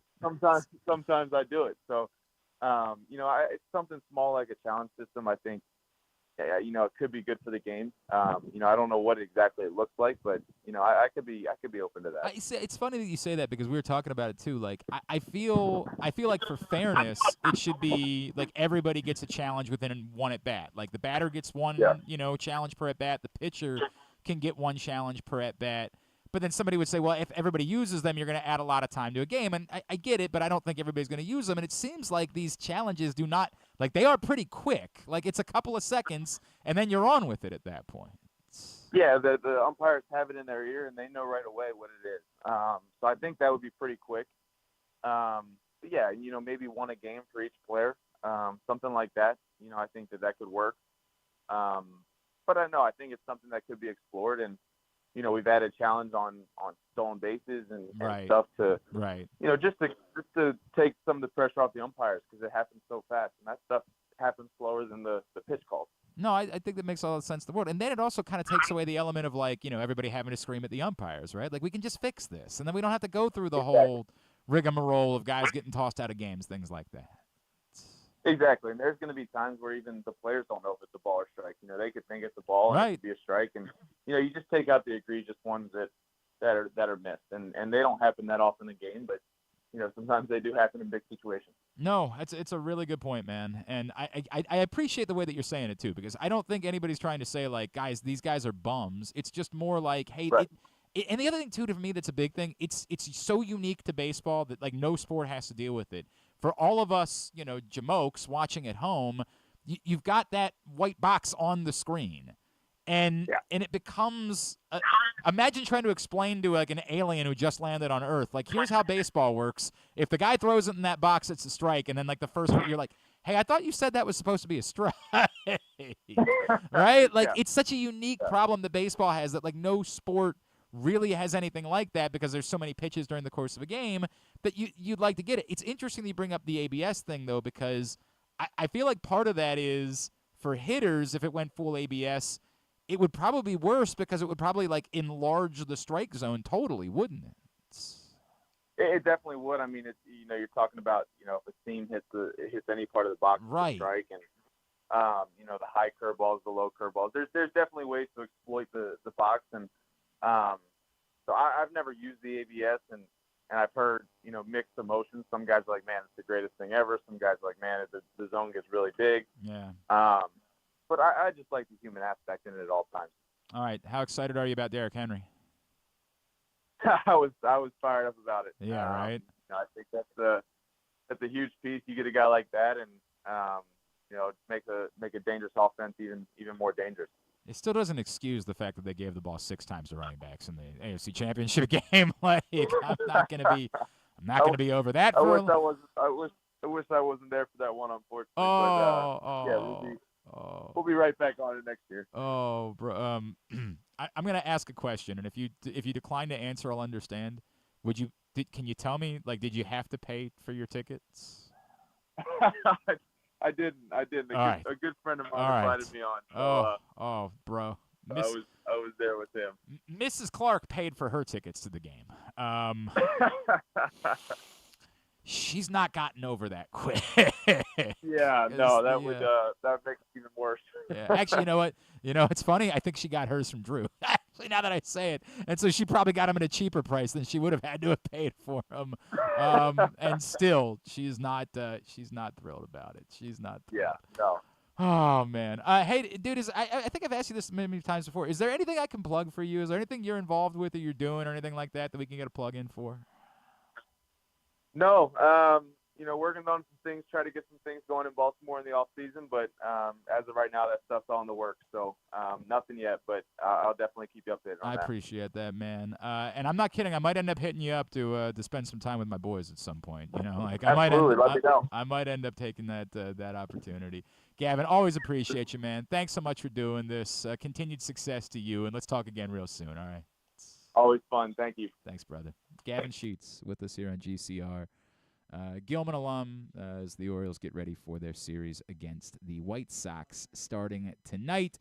Appreciate him taking the time for us. Don't love these central time zone deals during the playoffs because I want to watch the playoffs, and I like 6:30. It works out perfectly for me that like by the time the game is over, I can still watch the majority of the basketball games. And then when you're starting at 7:40 and the basketball game tonight starts at 8, it means I'm going to miss the majority of the basketball game. And I get it that people have real problems. My problem is not a real problem, but it's just It's the wrong time of year for the Orioles to be playing in the Central Time Zone. I would prefer that or they could do it the other way around. Go to the West Coast. Play at 10:30.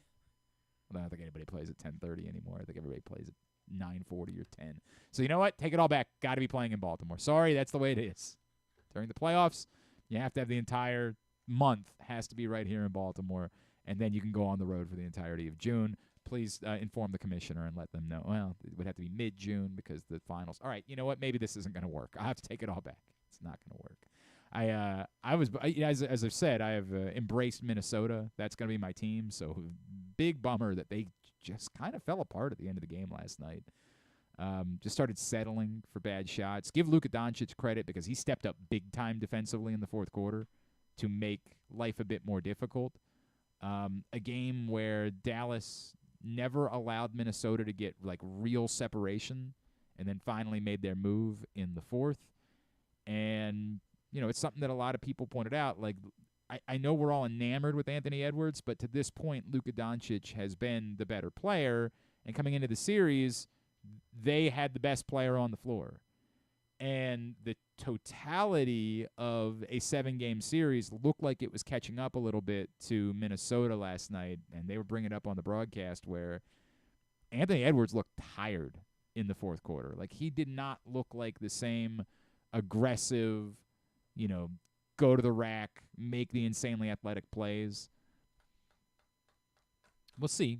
We'll see what the impact of that is moving forward in the series, but that's a big win, obviously, for Dallas to go on the road in Game 1 and open up that series. Obviously worth pointing out that Minnesota has won plenty of road games. They won 3 games on the road in the last series. They won 2 on the road in the first series. So, you know, they can go on the road and win games, but a huge Game 1 win for Dallas last night. And a lot of the betting people in my life told me, again, I should have been on Dallas in this series. So just keep that in mind. Game 2 in the Eastern Conference is tonight.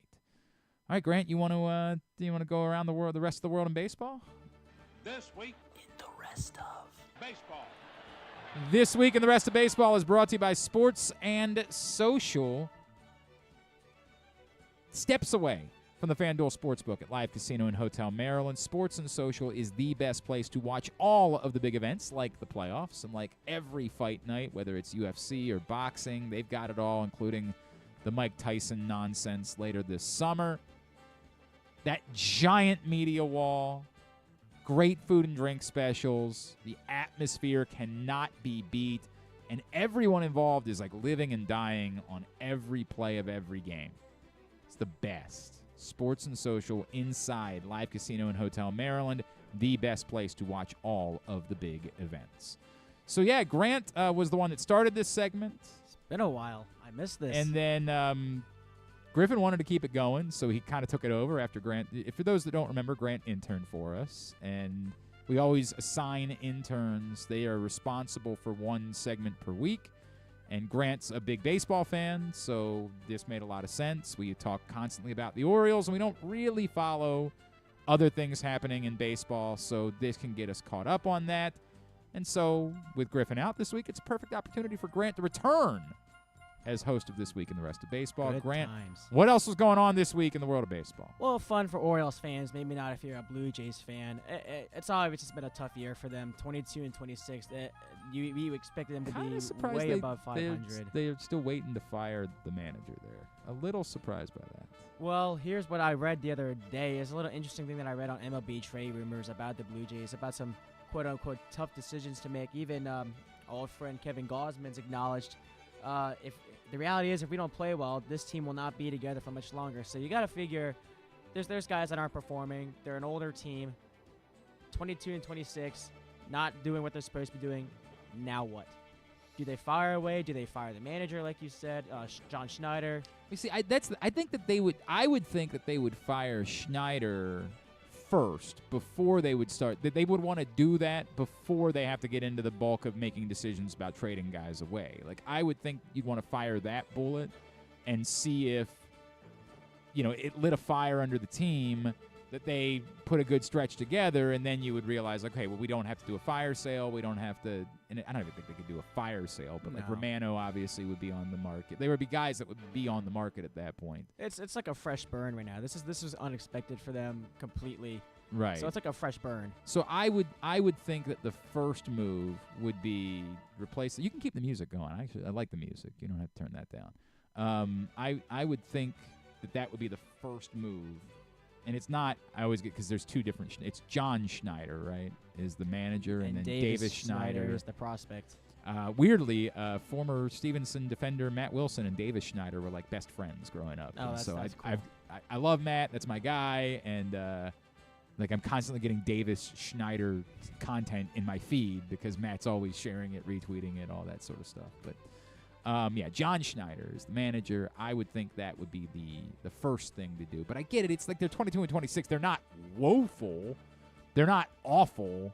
But I would think that you just want to fire that bullet before you have to make trade deadline decisions. Sometimes it's a matter of a leader that's just not getting it done. Sometimes it's not even about like he might be fine. It's just that sometimes firing a manager like gets guys' attention, and we got to step it up. Yeah, sometimes it just works out that way. And I don't know enough. I'm not following the Blue Jays, man. I couldn't tell you like what the job that he's doing. Hell, people in Baltimore think that Brandon Hyde sucks as a manager. So then there's probably people in Toronto that Of course think, they think he does. But I don't know. I couldn't possibly tell you. I just know, to me, it's more like it's not working, and so that's what you do. To me, that's the conversation. Like, you don't fire coaches when you're winning because somebody thinks, like, they're bad at third down calls. Like, it's nonsense. You're winning. That's the point of all of this. And for the Blue Jays, they're not winning. No. And I don't know that there's much about John Schneider that suggests that he's definitely it's not like, I get it. They've won games and they've gotten to the playoffs. Maybe that's part of the problem is they've gotten to the playoffs the last 2 years. As recently as last year. But I still think that most people would say, hey, you haven't won a playoff game yet. Right. And there's been investment. We got the team to do it. Yeah, there's Why been haven't we investment won a game here, yet? right? So, and that, by the way, that conversation will be happening for those of you that hate Brandon Hyde. Like, you get through this year and the Orioles get swept out of the playoffs again. Like, then they'll start to have that conversation too. Like, we think we have the pieces, and it's just not working out. Then you start looking at the manager, but that conversation is nonsense today.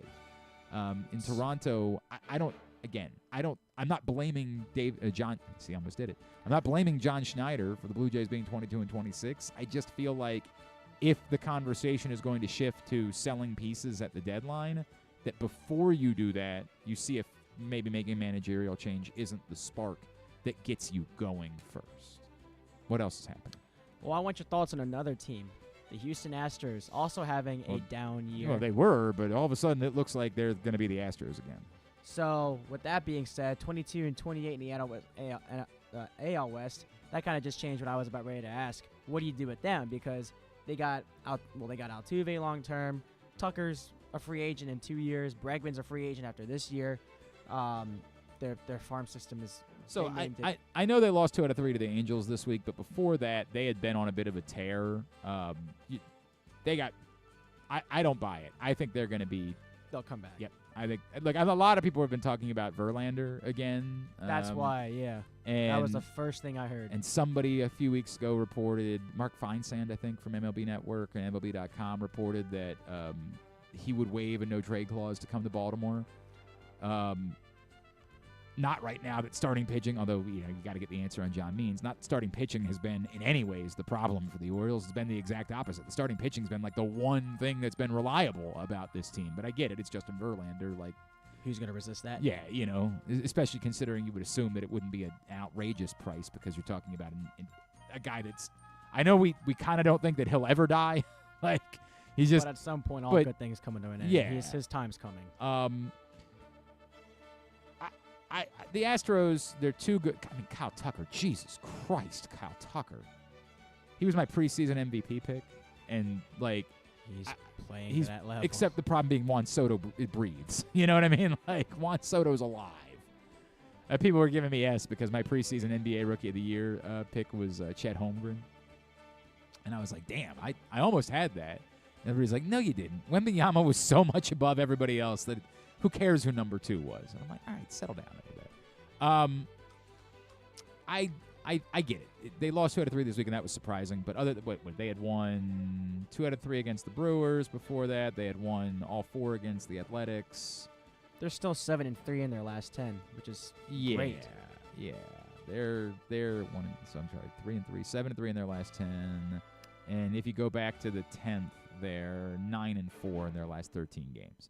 I think the Astros are going to get things figured out. I think they are getting things figured out, and I think that they are going to. I don't think they're going to be getting rid of guys. Well, so what was that? The one year the Nats 19-30 to start, and then they flipped it around to win the World Series. That's right. That's correct. Dude, I guess I think of that sometimes when teams have a slow start, especially when you're thinking of a playoff caliber team. It's like there's that story.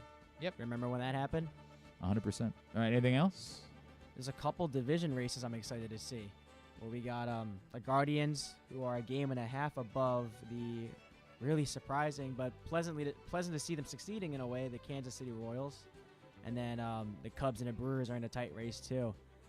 I'm going to keep a close eye on those, especially that AL Central. I don't think any of us nobody said the Royals were going to be in it this year. I think a lot of people thought that, again, we talked about this yesterday. They made some shrewd moves. You're like, wow, I could see them being better, but nobody saw them, 32-19, a game and a half behind. Correct. Nobody saw that at all. At the same time, that still has something that you have to prove that over the totality of a season, and I don't know enough about who they fit. Like, somebody brought this up about the Phillies, that they're obviously off to an insane start, but yet at the exact same time, apparently, if you look at their schedule, like, it's been kind of laughable. But I still think they're really good. Like, I don't think there's anything about the Phillies that suggests to me that it's going to be a fluke or that they're going to start struggling. Yeah. I don't know yet. I think the Royals still have to prove that over the course of a season. But look, man, if Seth Lugo pitches like this. Yeah. Well, they got a lot of young talent, too. Bobby Witt's insane, right? Well, Pasquantino, Melendez. Obviously. And then who else? And Salvador Perez is having a monster season at the other end of his career. So, there's a lot to like there. I don't disagree with that. All right? And that's all I got. That's what you got. That's this week in the rest of baseball. Appreciate it, Grant. When we come back in, we're going to get Tidbit, we're going to get Tubular, and then we're going to wrap up the show chatting with Nick Redd before Maryland takes on Virginia Saturday in the NCAA Lacrosse Final Four. That's all on the way as we can wind down for the day and for our week here on GCR. The ultimate fan experience awaits you at Sports and Social Maryland. See how we're raising the sports bar with our massive 100-foot media wall featuring 40 HD TVs and a 47-foot big screen. Bet on your favorite teams and this year's biggest events at the FanDuel Sportsbook while enjoying your favorite beers and cocktails, plus our delicious takes on bar food classics. Visit Sports and Social at Live Casino and Hotel Maryland at Arundel Mills. Must be 21. Gambling problem? Call 1-800-GAMBLER.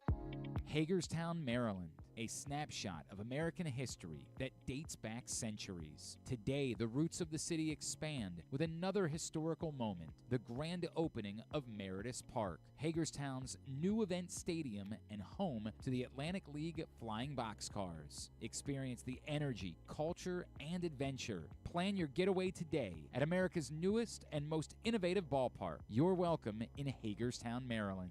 Visit Hagerstown.com.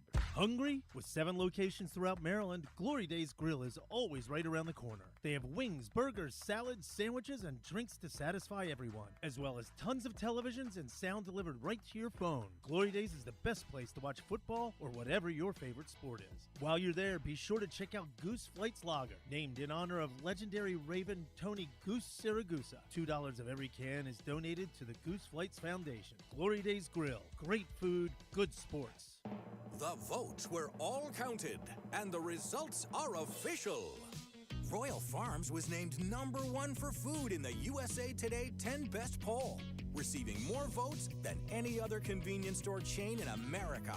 The next time you want to get some good food fast, doesn't it make sense to go to Royal Farms? Voted best in the USA and home of world-famous chicken. Real fresh, real fast. Royal Farms. The Toyota Tacoma comes in a range of models and trim lines, so you can choose the perfect Tacoma to reflect your unique personality and driving habits. Check out buyatoyota.com for deals on new Tacomas from your local Toyota dealer today. Gambling can be a fun and entertaining experience, but there are risks involved. If you're planning on betting on the game at the casino or on your phone or computer, know your limit, stay within it. Set a budget and a time to stop. Remember, gambling isn't a financial solution, and it doesn't mix well with alcohol or drugs. Know the risks and have a plan before you begin gambling. For free and confidential services, call 1-800-GAMBLER 24/7 or go to helpmygamblingproblem.org. What company has the expertise to make your home healthier by purifying your air and killing all viruses, allergens, and bacteria? A.J. Michaels, Heating and Air Conditioning in Baltimore and Annapolis, ajmichaels.com. Coming back in here with Glenn and the other guy, Garrett, whatever his name is. You know who they are. All right, we are winding down for a Thursday edition of GCR and winding down for the week as we're going to be taking the day off tomorrow and enjoying a 4-day weekend. But you'll still have plenty of me in your life. I'll be on 105.7 The Fan Sunday afternoon and Monday morning. Oh, God, and Tuesday night. I got to do 3 straight days on this. Son of a bitch, whose idea was that? That's terrible. Print issue of Press Box, still available right now for free at your neighborhood Royal Farms. Any of the hundreds of locations around town where you find Press Box. You can read it all at PressBoxOnline.com. Great cover story from our own Luke Jackson about Grayson Rodriguez. Go pick it up right now at your neighborhood Royal Farms. I'm trying to feel like if there was anything else that I wanted to talk about today. I feel like we gotten everything out that I needed to cover. I don't know. Did we dance? Did you prepare anything? You got a dance for us that you want to do? Anything like that? Yeah, Grant, don't dance. All right, fair enough. Let's go ahead and get a tidbit then. Tidbit of the day is brought to you today by your local Toyota dealer and buyatoyota.com. They are proud sponsors of County Sports Zone. CountySports.zone is the website for you to find out all the latest in championship season in local high school sports. Get to CountySports.zone. Check it all out there. It's all brought to you by your local Toyota dealer, buyatoyota.com. All right, what you got for tidbit? Well, we got swept. That's my fault. Yeah, that's true. Pretty sure the last sweep was my fault, too. If they lose tonight, I'm telling you, never again. They win tonight, we'll consider it. Can't promise anything, Slight but chance. they lose tonight, just go ahead and forget it. Turn in your key fob, the whole deal. Like, no way. Well, the last time that got swept was in May of 2022. That's correct. Can you name the starting lineup of the last game in which they were swept in? It was at Detroit. Can you name the starting 9 and the starting pitcher of that game?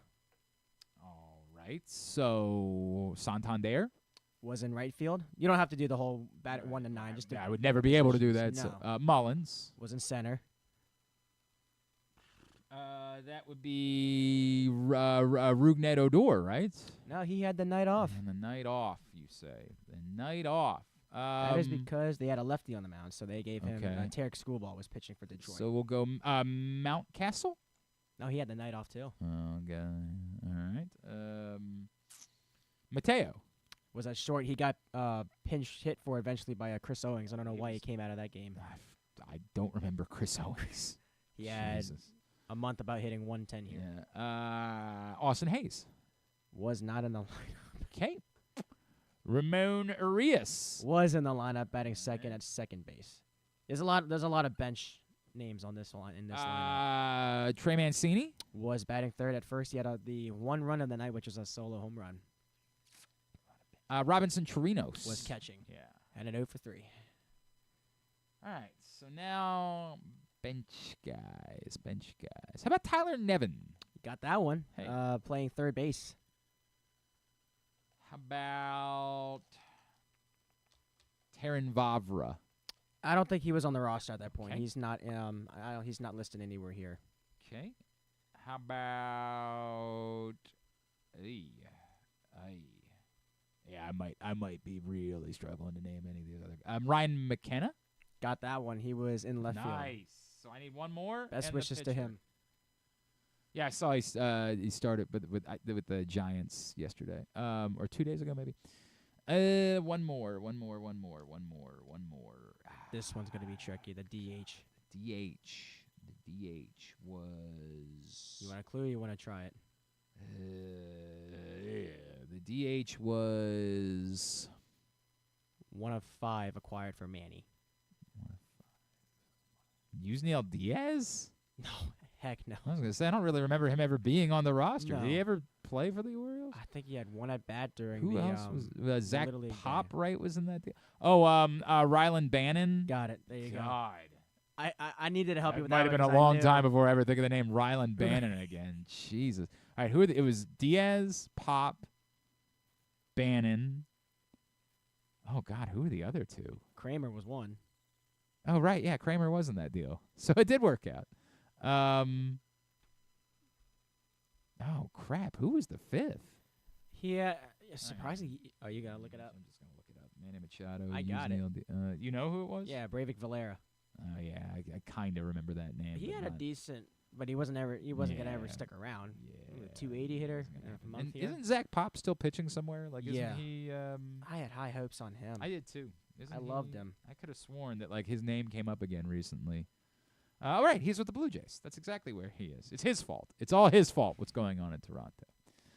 Man. All right, now who started it is the other part of that you were looking for? Yep.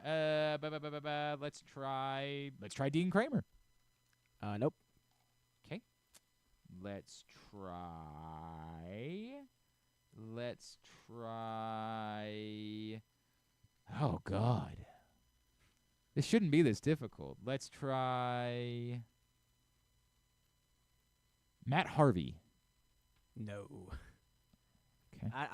He might have been suspended when this game happened. He got suspended that year for the. That's right. Yeah. We know what. Let's try Jordan Lyles. Nope. Bradish. No. He was on the roster, but he didn't start that game.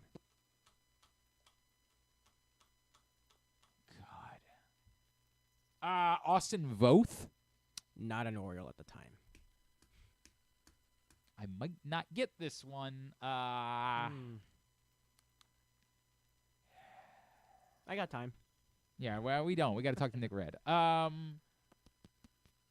God. Who are the other guys? Tyler Wells? There you go. All right. Whew. Could have been a minute. Yikes. All right, very good. Very good. That was only 2 years ago. And I'm already not able to name anything. That is a rough sign. I tried to go. Sign. Really, look, it could have been worse. Everything pre-Adley Rutschman just sort of before. I understand that. That's called pre-Adley Rutschman. Pre-Adley Rutschman. Everything after that. So that's just. Me talking about the 2010 Orioles last year was just as bad then. Oh yeah, it's not. I don't remember anything about the 2010 Orioles. I No one should. All right, it is time for us to get totally tubular. There is a place where tradition, family, and community gather, where the aspirations of talented young competitors takes root, and where the crossroads of history, culture, and renewal come together. This spring, experience America's newest and most innovative ballpark, Meritus Park in Hagerstown, Maryland, home of the Atlantic League Flying Boxcars. Plan your getaway today. You're welcome in Hagerstown, Maryland. All right, here's what's coming up tonight, totally tubular-wise. Orioles, White Sox, 7:40 on Masson. Grayson Rodriguez against Mike Clevenger, and that is also on MLB Network in the rest of the country. Game 2 of the Eastern Conference Finals, 8 o'clock on ESPN and ESPN2. Pacers trying to even up the series after yakking it up in Game 1. And TNT and True TV for Game 1 of the NHL Western Conference Finals, the Oilers and Stars at 8:30. Other baseball on today, Mariners, Yankees, 12:30 on MLB Network, Braves, Cubs at 3:30, and then locally we'll get Blue Jays, Tigers tonight on MLB Network starting at 6:30. MLB.TV also for Blue Jays, Tigers. It's the free game of the day. ESPN Plus has Padres, Reds this afternoon at 1. And WNBA tonight on Amazon Prime, Chicago Sky and New York Liberty at 7 o'clock if you want to check out Angel Reese. And then the Washington Mystics are at the Mighty Merc, the Phoenix Mercury at 10 o'clock. That's also on Monumental locally. CBS Sports Network for the San Diego Wave and Angel City, the big Southern California throwdown in the NWSL. That's at 10 o'clock. Round 1 of the Senior PGA Championship this afternoon at 1 on Golf Channel, and then Round 1 of the PGA Charles Schwab Challenge at 4 o'clock. Access TV for Impact Wrestling at 8. Some non-sports highlights tonight. FX for Welcome to Wrexham's new episode at 10 o'clock. I love that show. Red Nose Day on NBC. They're doing a special tonight at 8 o'clock. Maybe it's funny. I've never really gotten what Red. I know it's like a charity thing, and I appreciate that, but it's never been for me. Apparently, a documentary about the Blue Angels. Of course, that's a big week this week. It's been a big week this week down in Annapolis with the Blue Angels performing, and Glenn Powell from Top Gun Maverick is involved with this documentary about the Blue Angels. That's going to be on Prime Video, so that's something that I will probably check out this weekend. Probably good Memorial Day weekend viewing. And that new show Tires that Shane Gillis and who else is in that show? The what's his face is Stavros is involved with that, right? Tires on Netflix. I'm pretty sure Stavi Baby is part of that. I'll double check on that to make sure, and I will be willing to give that one a look as well. Steve Gerben. That's not who I was thinking of. Shane Gillis, I know, is involved with it. Stavros, yeah, Stavi. That's who I was trying to say. Stavros is involved in that. That's the one that matters around here. So that Tires debuts on Netflix today.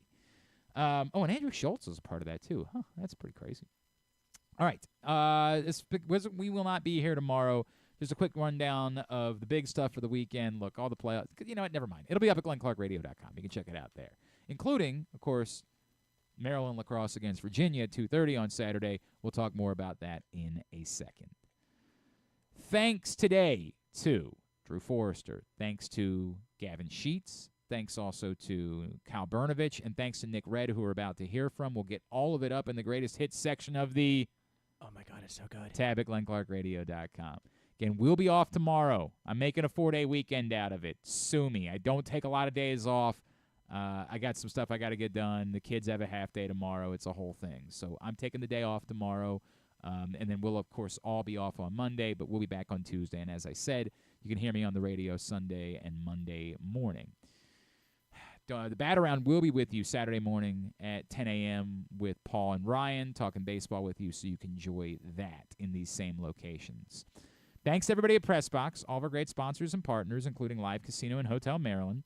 Visit Hagerstown in Washington County, A.J. Michaels, Guilford Hall Brewery, Royal Farms, at Black Courage Awards, HelpMyGamblingProblem.org, the Costa Sin, MSAA, Maryland Jockey Club, Glory Days Grill, the Baltimore Orioles, your local Toyota dealer, buyatoyota.com.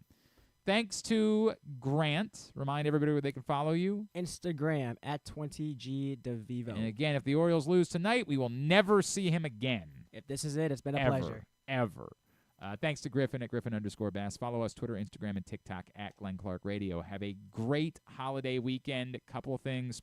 I always say this around holiday weekends.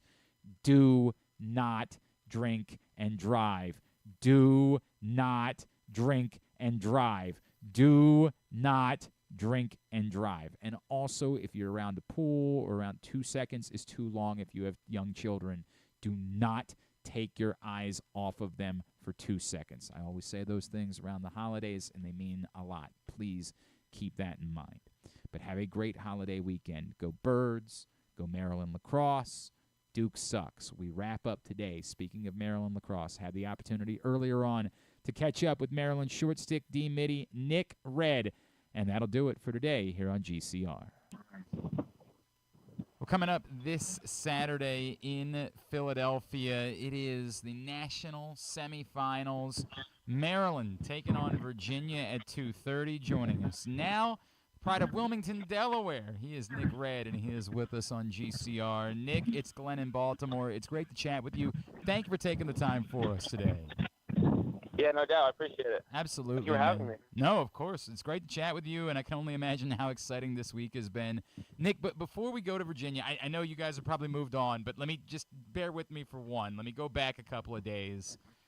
When it's taken a little while for everything to get going on Saturday, how do you guys stay together, not allow yourself to get frustrated? How are you able to sort of wait it out for everything to click in the second half the way that it did against Duke? I think we obviously have had a lot of ups and downs this year, but I think through those we've been able to learn that you just got to be able to lean on each other, and I think we have a really resilient group. And through that, we trust each other. We have a lot of love for each other, and when that happens, you believe in each other, and I think that's something that really helps us in those situations when things might not be going our way all the time. We just fall back and be like, we got this. We've been in this situation before. and just trusting in each other. Was there a moment during the course of that game, like maybe in the third quarter, where you guys looked at each other like, yo, we're good. Like, we got this. I think not even in the third quarter, but halftime, we went into the locker room and we knew there were things to clean up, and we talked, and obviously our coaching staff talks about it, and as players we talked about it as well. It's like, have we played our best game? No. And are we still in this game? Like, yes. So we knew that if we just fell back on our game plan, things that we're taught by our coaches on a daily basis, that we could have success. We always trust in that and each other. Nick, how much does it help that, over the years, and obviously you being a leader and, veteran on this team, you guys really have seen everything, right? Like championships, big games. And I know not everybody on the roster has been through all of it clearly, but how much does it help this group that so many of you have been through so many of those experiences through your timing at Maryland? I think it really does help a lot. I think it's great. We have a player, like Ajax, who's played in those big games, especially during those 2022 years, and even players like me or J-Mac. We might not have been integral parts of the team in terms of playing, but we were on the team during those years. And just to see how those guys, carried themselves, went about their business, it really helps. We've always had, great examples of older guys that kind of led the way during those years. And, we've kind of taken their blueprint and just tried to maximize that in every way we can, whether that be how we're carrying ourselves on the field or off the field. So it really just goes back to the blueprint that the older guys have kind of placed in front of us. And it goes back to kind of like how things have been ran here for multiple years, It makes all the sense in the world. Nick Redd is with us, Maryland, Virginia, this Saturday. Nick, how much does it also help to know that, like, between your face-off specialist and your goalie, that like you guys can get through some of these stretches? Like you can survive a little bit because you just know those dudes have things sort of on lockdown. Yeah, absolutely. I mean, those guys are awesome, man, and they've definitely had great years. It always can help on both sides of the ball. You're getting the ball more often. Logan's seeing the ball well. That just helps everyone. There's such great players, but even better people. So I'm a big fan of both of those guys. All right, let's talk about you, man. Let's talk about your path, right? Like, first of all, your path to lacrosse, your path to the University of Maryland. How did all this come about for you, Nick? I mean, it was. I want to say it was kind of a long one. It seems like it seems shorter now, being a senior, and I'm going to graduate and everything. But where do I start? I started playing Wilmington, Delaware. High school ball, Wilmington Friends School. Started playing on this travel team called Nation United, and I was coached by a Maryland alum and Isaiah Davis Allen, who kind of took me under his wing, kind of told me how to play defense certain ways. And September 1st came around, and they reached out. I was born in Maryland. So, coming to Maryland was something like an easy thought. I was like, I'm just going back home. Okay. Where were you born, Nick? Silver Spring, Maryland. Okay. All right. So, and when did you move to Delaware? I actually moved around a bunch. I moved, okay. I lived in Huntington, Long Island. I lived in Urbana, Maryland. I lived in West Grove, Pennsylvania. And then we settled down for middle school and high school, Wilmington, Delaware. So I've been all around the block. Okay, so no, but that makes sense, right? Like this was an opportunity for you to come home a little bit. Yeah, right. Then coming here, obviously knowing some alum like Isaiah Davis Allen and Pat Young, who were just great to me, and obviously meeting the coaches, Coach Tillman, they were always great to me and stuff. So it felt like home, and being here has been great. I was recruited as a close defenseman. Kind of was a scout player for my first 2 years, which I honestly really enjoyed. I kind of learned a lot when I was behind a lot of phenomenal players, and that was great. You every single day was a learning opportunity, and I was able to get better at those days. So I'm definitely thankful for that time. Come my junior year, I was kind of asked to switch positions, which was definitely not easy at first, but I kind of fell in love with it as the year went on, and now it's what I do every single day. So yeah, I think that kind of gives you a picture of what kind of went on in my process. So I think it's interesting because in this era where a lot of guys, if they're not getting a lot of playing time, like this is the era of the transfer portal, right? Like, and it's in all sports. You stuck it out even though the opportunities for playing time were kind of sparse early on. Why was it so important to you to sort of stay at Maryland and stay with this group of guys and this coaching staff? Yeah, I think it was really – I wouldn't say it was easy, but it definitely was kind of easy in a way. I kind of use the same word, but I feel like I didn't come to Maryland with the thought like it was about me. I thought coming to Maryland, I was kind of told, in my recruiting process, like, hey, like, this is Maryland. Like, it's like this is a very competitive school. Like, we get great players every single year. It's going to be hard to get on the field. Like, I kind of knew I was going